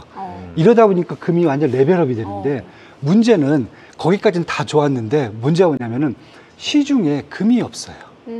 금이 없어요. 금의 공급이 없어요. 네. 그러니까 최근 5년 동안 금의 공급이 한 1%도 안 늘었어요. 그러니까 전 세계 이제 금을 가장 많이 캐는 국가가 어디라고 생각하십니까? 혹시 금? 금을 가장 많이 캐는 캐나다, 국가 미국? 캐나다, 중국? 호주, 호주? 중국이 1등이에요. 아, 역시 중국이 뭐 1등이 1등. 아닌 데가 없네요. 중국은 여기저기서 조금씩 모아서 1등을 하는 거예요. 뭘 잘 모를 땐 일단 네. 중국부터 중국부터. 얘기하면 아, 현명했어요. 뭐 만들 때, 뭐 만드는 거. 아, 일단 중국. 그다음에 네. 중국, 그다음에 러시아, 호주, 캐나다가 비슷해요. 이렇게가. 네. 근데 지금 최근 들어서 잘 보시면 러시아라든지 중국이 사실 그 금을 캐갖고 글로벌 시장에 내놨는데 이젠 자기들이 다 흡수를 해버려요. 아, 그 자체를. 네. 그러다 보니까 지금 금이 나오는 데가 없어요. 아, 그러니까 결국은 금 실물이 지금 수요가 지금 중앙들이 계속 갖다가 자기 금고에다 쌓아야 되는데 금의 공급이 없는 거죠. 그러니까 결국은 금값이 떨어질 수가 없어요. 알겠습니다. 저 오늘 혹시 종목 저 다 안 해도 되니까 한마디만 더 해도 돼요. 진짜 그만하세요. 한마디만. 진짜 한마디만 할게요. 알았어. 아니 아까 그 대표님께서 그 금의 패턴이 좀 상승하는 패턴이 변화하고 있다고 얘기를 해주셨잖아요. 네. 근데 역대로 요즘 이렇게 금값이 상승하는 거 말고 과거에 요만큼 금값이 상승했던 때가 1970년대 한 번 더 맞아요. 있거든요. 어. 근데 그때는 금값이 가파르게 상승했어요. 왜냐면 정부 정책에 의해서 상승했기 때문에 예. 이게 위험할 정도로 이렇게 상승을 했거든요. 예. 근데 지금 다른 패턴이다라고 한다면 지금은 완만하게 계단식으로 상승을 하고 있기 때문에 과거처럼 가파르게 상승했다가 가파르게 떨어지는 이런 패턴이 다시 한번 구현되지는 않을 않을 것이다. 거다. 안정적인 그런 투자 수단이다라는 이야기도 나오고 있대요. 그래서 지금 금 가격을 그럼 얼마까지 봐야 되느냐, 언제까지 갈 거냐 이렇게 물어보시면 저는 일단 가장 큰 변수는 트럼프 행정부가 전 세계 중앙은행들을 불안하게 하고 있어요. 관세라든지 뭐 기타 등등. 네. 그렇다고 보면은 금 가격은 트럼프 행정부가 이제 관세 정책을 끝난다든가 아니면 이제 미국의 달러가 불안정성을 이제 끝내는 시점까지는 계속 중앙은행들이 실물금을 살 거다. 리스크를 트럼프가 그렇죠. 자극하는 한 계속 갈 살 거다. 거라는 거죠. 왜냐하면 저 같아도 당장 너 달러 갖고 있을래, 금 갖고 있을래 그러면 트럼프가 싫어갖고 저는 일단은 네. 금을 바로 사게 된단 말이죠. 확실히 이게 사람이 좀 이게 주가가 뭐 아무리 잘 가고 이런 심리가 있을 때는 확실히 불안한 마음에 안전자산이 확실히 좋아지는 것 같긴 해요. 맞아요. 그러면 저는 한 내년까지도 계속 갈 수 있다. 그러면 한 5천 달러는 네. 내년 전반기까지 한번 봐야 되지 않겠나. 아, 저는 엉덩이가 좀 가벼운 지금부터 은으로. 25, 저도 거의 몇 %예요? 25%네요. 25%네요. 25%더 예. 알겠습니다. 자, 지금 금 얘기만 25분 동안. 네, 죄송해요. 네, 저희가 이제 뒤에 안 해도 돼요. 뒤에 안 해도 뒤에 돼요. 이제 종목 마음껏 이야기로 했어요. 넘어갈 텐데 오늘 종목 리포트 빠르게 또 체크를 해보도록 하겠습니다. 자, 박민지 캐스터 통해서 한번 들어보도록 하겠습니다. 네, 전일장에서 큰 주가의 움직임 보였던 종목들 모아서 왔습니다. 사실 기분 좋게 준비를 했었는데 현재 프리마켓에서는 약간씩 빠지고 있습니다. 하나씩 살펴보시죠. 자, 먼저 마이크론 테크놀로지입니다. 미국 최대 메모리 반도체 회사 마이크론 테크놀로지는 전일장에서 6%대 급격한 상승을 보이면서 정규장에서 192달러의 종가로 거래를 마쳤습니다. 지난 10월 6일 달성한 52주 최고가인 201달러에서 4% 정도 부족한 수준인데요. 마이크론은 지난달 발표한 4분기 매출이 전년비 46% 증가하고 영업이익은 40억 달러로 전년비 무려 126%나 급등해서 시장 전망치를 크게 웃도는 실적을 발표하기도 했습니다. 어제 블룸버그를 통해서 보도된 내용을 한번 살펴보면요. AI 메모리 슈퍼사이클의 초기 단계에 진입해서 주가가 더욱 상승할 것이다. 이런 보도가 전해졌는데요. 마이크론의 경쟁력은 데이터 센터뿐만 아니라 자동차, PC, 모바일 등 폭넓은 시장에 특화된 메모리 솔루션을 제공할 수 있다는 점입니다. 관련주인 인텔도 한번 보시면요. 관련주인 정규장에서 2%대 상승 보였지만 현재 프리마켓에서는 3%대 약간 빠지는 모습입니다. 또 AMD의 경우에는 0.71% 소폭 상승했지만 현재 프리마켓에서는 다시 2.46% 오르는 모습이고요. 또 어플라이즈 머터리얼즈의 경우에도 4.54% 상승했지만 현재 프리마켓에서는 2%대 하락세를 현재 보이고 있습니다. 이를 봤을 때 사실 마이크론이 상승폭이 비교적 더 높기 때문에 시장에서 강한 모습을 보이고 있다 이렇게 볼 수 있는데요. BNP 파리나 엑산에는 마이크론에 대해 시장 수익률 하회 등급에서 시장 수익률 상회 등급으로 투자 의견을 상향 조정했습니다. 목표 주가는 270달러로 설정해 종가 대비 50% 상승 여력을 보여줬는데요. 급등세가 계속해서 지속될 것으로 전망하기도 했습니다. 또 BNP 파리바의 애널리스트 칼 레커먼은요, AI 수요 증가에 따라 앞으로는 D램과 낸드 메모리 칩 가격 모두 상승할 여력이 충분하다 이렇게 의견을 덧붙이기도 했습니다. 두 번째 종목도 한번 살펴보겠습니다. 리게티입니다. 어제 저희가 방송 말미에 속보로 전해드렸던 내용인데요. JP모건 체이스가 국가안보 중심의 미래전략 산업에 향후 10년간 최대 100억 달러를 직접 투자하겠다고 밝혔었는데요. 리게티는 대표적인 양자 컴퓨팅 주로 꼽힙니다. 발표 이후 리게티는 큰 상승폭을 보였습니다. 정규장에서 25% 올라서 54달러 후반대에 거래를 마쳤습니다. 이는 최근 한 달 187%, 1년간 무려 6,600% 이상의 상승률인데요. 관련 수혜주로 한번 살펴보실 거는 캐나다 양자 컴퓨터 기업 디웨이드 퀀텀입니다. 정규장에서 23% 상승폭을 보였는데요. 종가는 40달러에 마감을 했습니다. 현재 프리마켓에서 강보합권에 거래되고 있는 모습이고요. 이어서도 살펴보시면 퀀텀 컴퓨팅입니다. 정규장에서 12%나 올랐는데 현재 프리마켓에서는 1%대 약보합권에 거래되고 있는 모습을 보실 수 있고요. 마지막으로 아이온큐도 한번 살펴보시겠습니다. 아이온큐 정규장에서 16%대 상승폭 그리면서 정규장이 이렇게 마감이 됐지만 현재 프리마켓에서는 2%대 하락세를 지금 보이고 있습니다. BNP 파리바의 애널리스트 칼 에커먼은 이렇게 밝혔고요.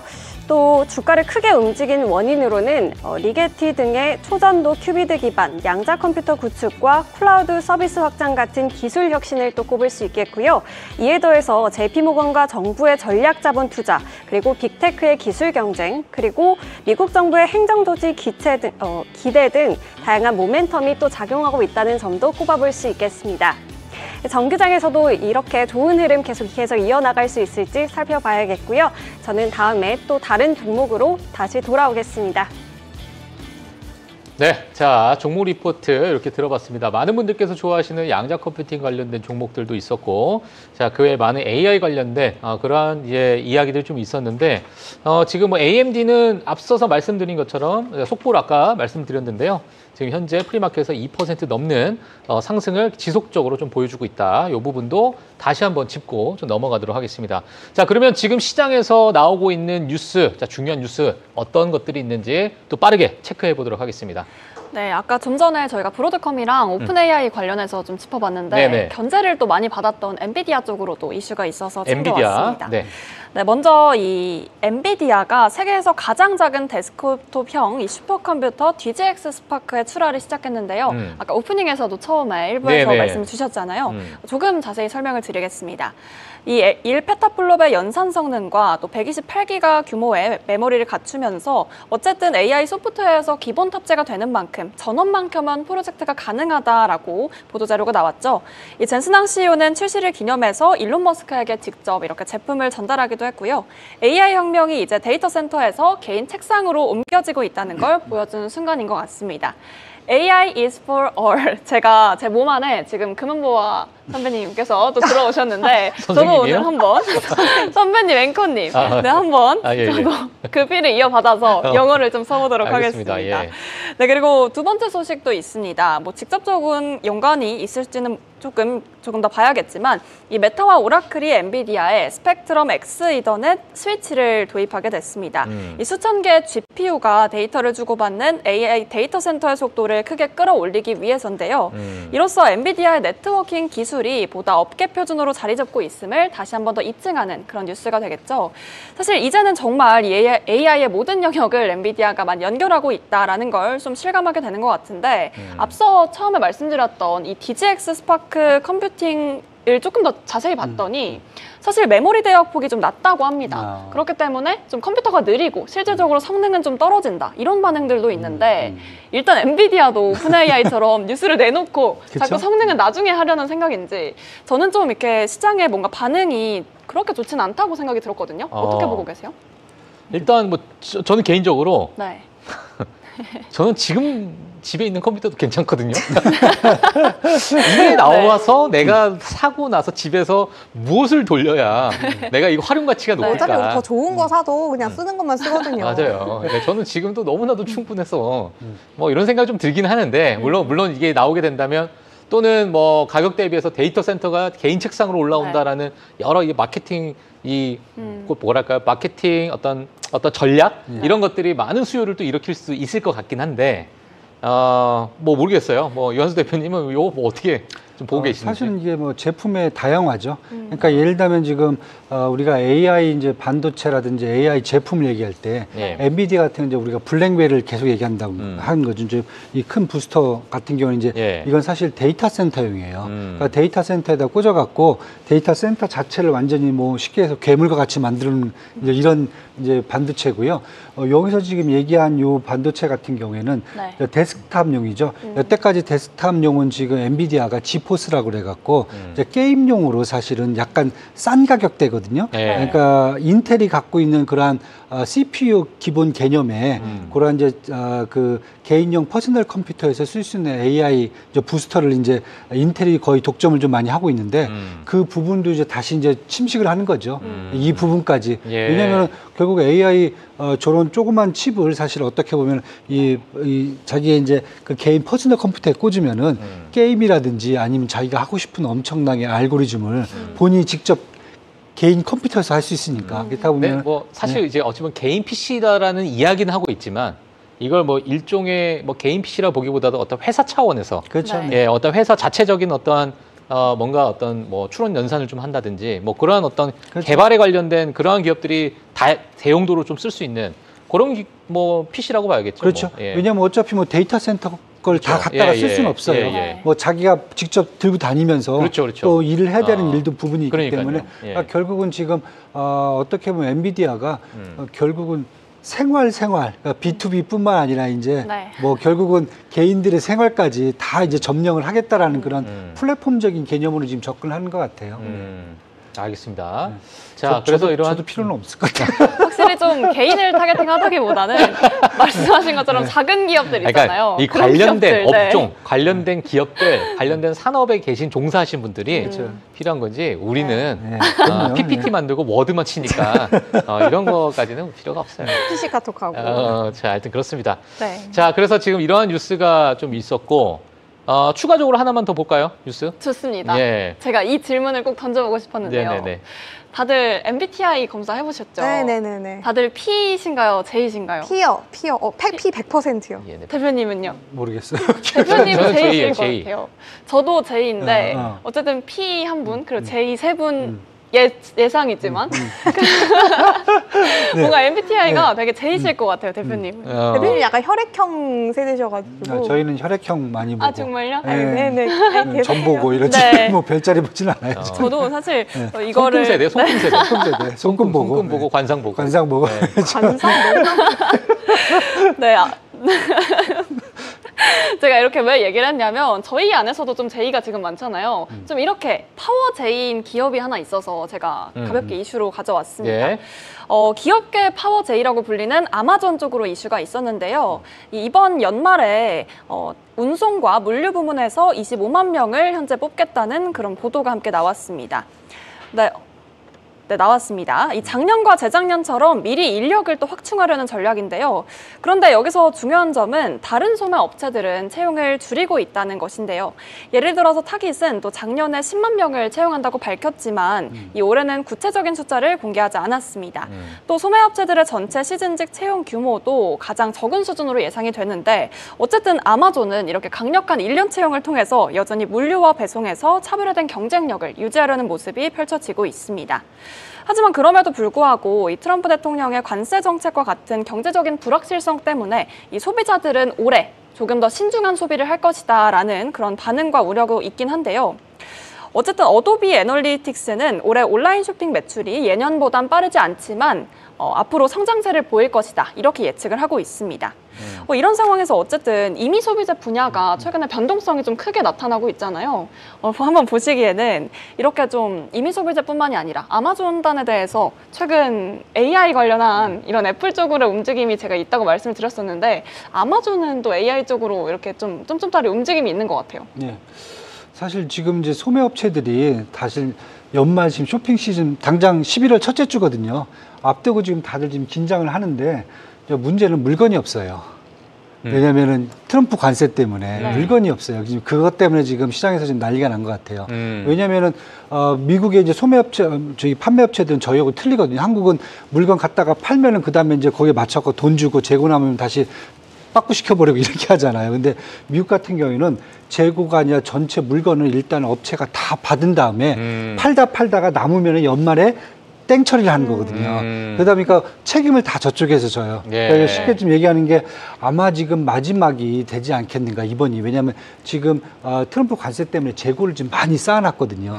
이게 처리가 되는 게 이번 4분기 정도가 돼버리면은 내년부터는 이제 관세에 직격탄을 맞을 수 있다. 예, 그래서 지금 업체들마다 다 틀린데 일단 아마존은 그래도 좀 물건을 많이 지금 보유했다라고 지금 판단이 되는 거고요. 그다음에 타겟이라든지 아니면 이제 뭐 TJX, 뭐 컴퍼니즈나 이런 데들은 처음부터 물건 재고 자체를 쌓아놓지를 못해갖고 결국은 지금 팔 물건들이 없다 보니까 연말에 그 세일을 해야 되나 말아야 되나 지금 이런 얘기까지 지금 나올 정도거든요. 그다음에 이제 월마트 같은 경우에는 사실 전체 물건의 40%를 사실 중국서 갖고 그러는데 아직까지는 버티고 있대요. 근데 지금 언제 이 또 물건들이 다 떨어질지 모른다. 그래서 지금 시장이 저도 지금 이번 연말 지금 쇼핑 시즌을 앞두고 이거 소비재들을 어떻게 투자를 해야 될지 사실 조금 고민스러워요.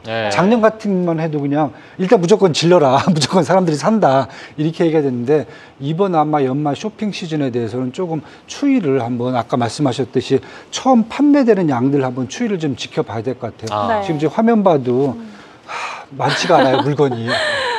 웬만하면 막 이렇게 쌓인 화면을 보여주는데 별로 물건도 없어요. 물건이 지금 비어있어야지. 지금 진짜 보세요. 비어있잖아요. 아니 저도 덧붙이고 제가 이완수 대표님하고 방송하면서 저 자료화면을 자료화면 보면서 한숨 쉬신 건 처음 봤어요. 저런 물건이 자료화면은 지금. 다음부터 안 트는 걸로. 저도 말하고 싶은데 저 아까 너무 많이 말해가지고 양심상 가만히 있어요. 해요. 그럼 저한테 카톡하든지. 아니요, 그냥 별말 아니었어. 별말 아니니까.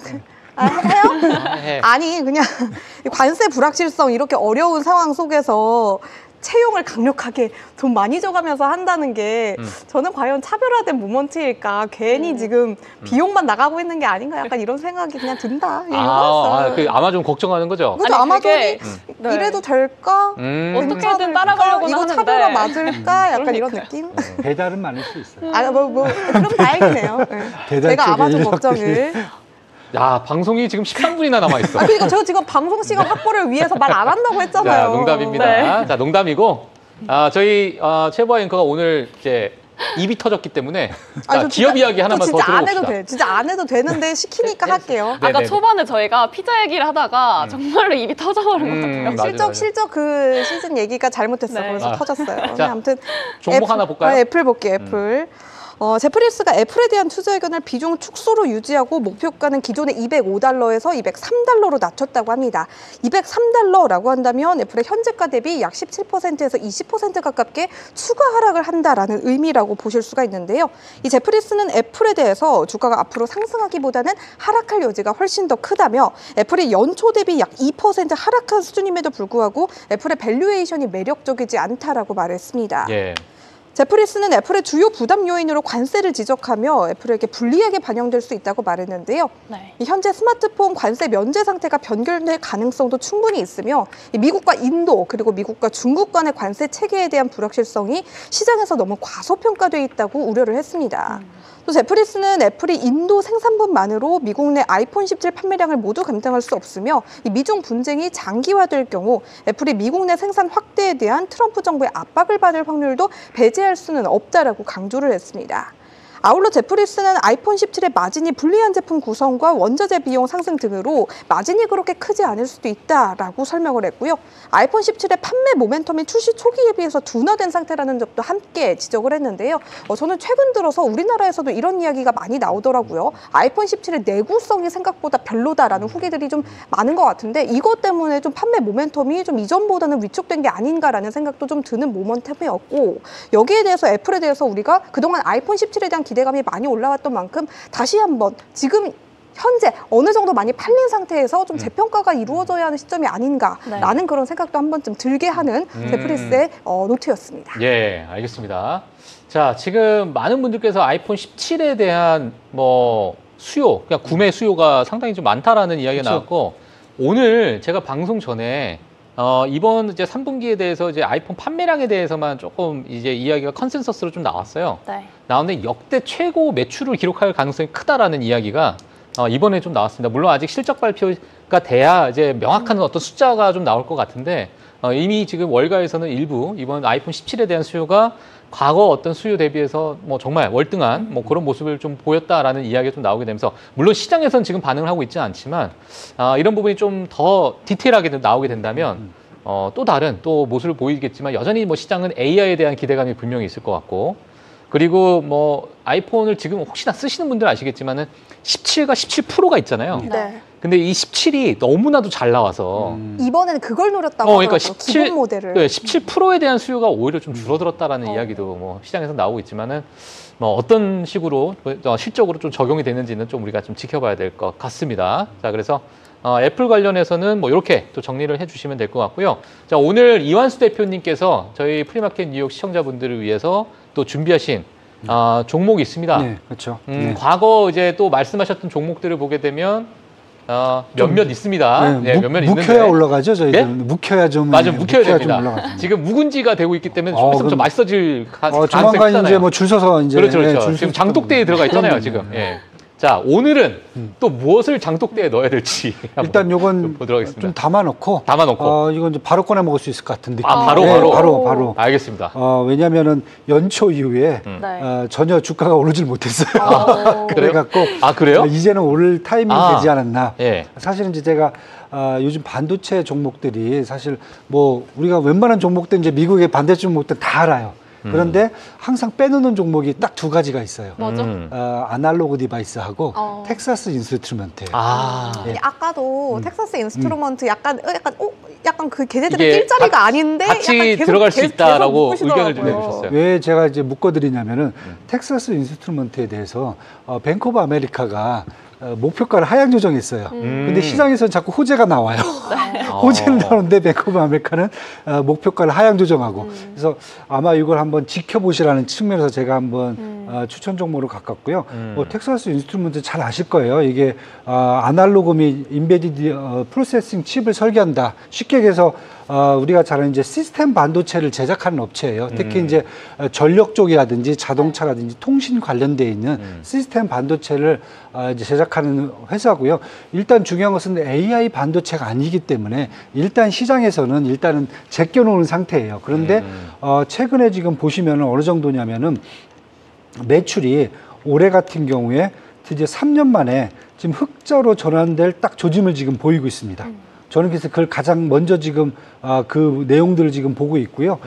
그래서 지금 올해 한 800억 달러가 넘는 매출이 나올 수 있다. 근데 예. 그게 영업이익 흑자로 전환이 되고 그 다음에 작년보다 매출 상향이 한 8% 이상 나오는 그런 모습으로 지금 바뀌었거든요. 예. 그 가장 큰 이유가 뭐냐면은 뭐 어제도 또 얘기가 나왔어요.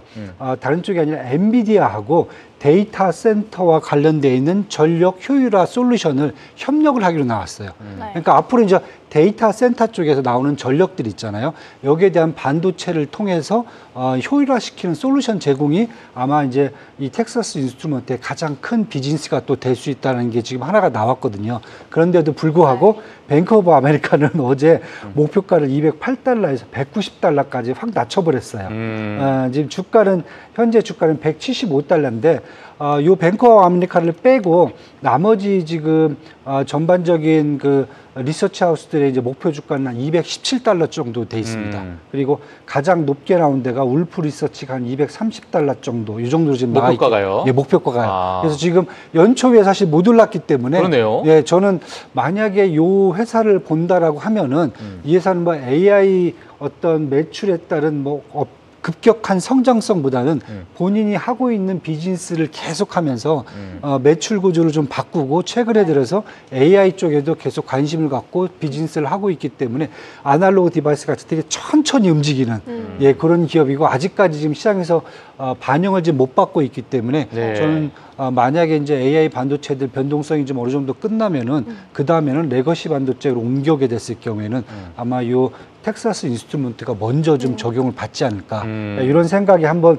요 종목 한쪽에서는 매도 의견 내고 있고 한쪽에서는 호재가 나오고 있고 예. 그래서 그런 양쪽을 한번 다 보시면서 한번 제가 추천을 좀 한번 해드리고 싶습니다. 알겠습니다. 자, 텍사스 인스트루먼트 뭐 사실 약간은 좀 보명 반도체 또 방금 말씀하셨던 시스템 반도체 쪽에 좀 쏠려 있었던 부분인데 지금 앞으로 뭐 AI 시대에 있어서 또 어떤 뭐 이러한 어떤 생태계 구성 안에서 어떤 역할을 또 할지 너무나도 좀 조용하게 또 지나가고 있다 보니까 시장에서는 또 어떤 반응을 또 어떤 의견을 지속적으로 내놓을지도 같이 좀 체크를 해주시면 될 것 같습니다. 저희가 지금 이완수 대표님이 말씀하시는 그 가운데 시장에서 또 시티그룹의 실적 발표가 좀 빠르게 나왔습니다. 그 부분 좀 빠르게 또 한번 체크해 보도록 하겠습니다. 네, 은행주 실적이 지금 저희 방송 끝나기 전에 다 완성이 됐습니다. 예, 예. 시티그룹의 3분기 실적도 나왔는데요. EPS는 2달러 24센트, 매출은 220억 9천만 달러로 보시다시피 모두 예상치를 웃도는 호실적이 발표가 됐고요. 시티그룹 현재 프리마켓 주가 보시면 1% 가깝게 상승 중에 있습니다. CNBC도 기사를 하나 내놨는데요. 시티그룹의 3분기 실적이 거의 기록적인 수준이다. 그러니까 어닝 서프라이즈다라는 표현을 사용하기도 했으니까요. 관련해서 은행주 실적 저희가 이번 프리마켓 뉴욕 방송을 통해서 오늘 방송을 통해서 다 오늘 나온 건 짚어드렸습니다. 관련해서 모두 실적이 잘 나왔다라고 좀 정리를 해보시면 될 것 같고 오늘 개장 이후에 상황이 어떻게 될지 과연 실적이 잘 나왔는데 상승세를 잘 이어갈 것인지 혹은 아까 저희가 확인했던 것처럼 뭐 시장의 그런 하방 압력과 함께 좀 그렇게까지 상방 압력을 받지는 못할 것인지 혹은 기대치가 너무 높았기 때문에 그거에 대한 좀 실망 매물이 출회될 것인지에 대해서는 조금 더 지켜볼 필요가 있다라는 말씀으로 좀 오늘 은행주의 실적 마무리를 지어보도록 하겠습니다. 네, 알겠습니다. 자, 오늘 정말 오늘 베스트 오브 베스트 플레이 오늘 최보 앵커가 멈이죠. 혼자서 축구에서 혼자서 지금 뭐 다 했어요. 저희가 트로피도 준비했어요. 혼자 다 했습니다. 네네네. 예, 오늘 뭐 속보들 다 해주셨고 특히나 은행주들 막 여러 가지 정말 많이 쏟아져 나왔는데 자 이번 3분기 실적 발표 동안에는 최보 앵커가 혼자서 다 할 예정이니까 제가요? 지속적으로 시청해 주시면 될 것 같습니다. 자, 너무너무 고생 많으셨고 자 오늘 이완수 대표님께서 또 짚어주셨던 텍사스 인스트루먼트 자 이 기업도 한번 좀 우리가 한번 생각을 해봐야 될 것 같고요. 오늘 또 뉴스로 전달해드렸던 뭐 엔비디아, 애플 관련된 기업들 또는 최근에 AI 관련된 그러한 기업들 또 아까 종목 리포트에서 언급드렸던 양자 컴퓨팅 관련 이러한 여러 가지 어떤 호재, 정책적인 어떤 호재들도 분명히 있기 때문에 자 그러한 다방면으로 지금 시장을 좀 다 바라보시는 게 어떨까 생각이 들고요. 지금 시장은 소폭 좀 하락을 하고 있어요. 하락을 하고 있기 때문에 장중에 또 어떻게 회복을 할지도 또는 이 하락세가 계속 이어질지 조정은 얼마나 좀 갈지 이번 10월 달에는 실적 발표가 있고 또 10월 말에는 FOMC가 있습니다. 자 이러한 여러 가지 빅 이벤트들이 있기 때문에 아마 변동성이 그래도 생각보다 좀 커지는 그러한 10월달이 되지 않을까라고 생각이 듭니다. 자, 오늘 프리마켓 뉴욕 저희가 준비한 내용 여기까지 마무리하도록 하겠고요. 자, 그레너리 투자자문에 왜 이렇게 그레너리가 입에 안 붙는지 모르겠죠. 이한수 대표님, 예, 너무나도 고생 많으셨고 다음 시간에 또 찾아뵙도록 하겠습니다. 다음에는 발음 좀. 알겠습니다. 그레너리 투자자문. 예, 좋습니다. 제가 그레너리 투자자문 몇 번 말하니까 시청자분들께서 다 기억을 하실 거예요. 이렇게 약간의 어버버거려야 기억을 하십니다. 예. 이렇게 또 제가 아름답게 마무리하도록 하겠습니다. 저희 마칠 때 이렇게 볼에 이렇게 해주시면 안 돼요. 안 돼요. 어떻게요? 뭐요? 이렇게 보라. 제가 해줄게요. 자, 오늘 최보아 앵커도 너무 고생 많으셨고 김민캐 스터님 너무 고생 많으셨고요. 다음 시간에 또 찾아뵙도록 하겠습니다. 세 분 너무 감사합니다. 네, 자, 프리마켓 뉴욕 저희가 준비한 내용 여기까지고요. 자, 새벽 1시까지 또 미오라 시청해 주셔서 장중에 또 어떤 흐름이 있을지 그 부분 실시간으로 또 체크해 보시면 될 것 같습니다. 저희는 내일 저녁 8시에 찾아뵙도록 하겠습니다. 시청해 주신 여러분 감사합니다.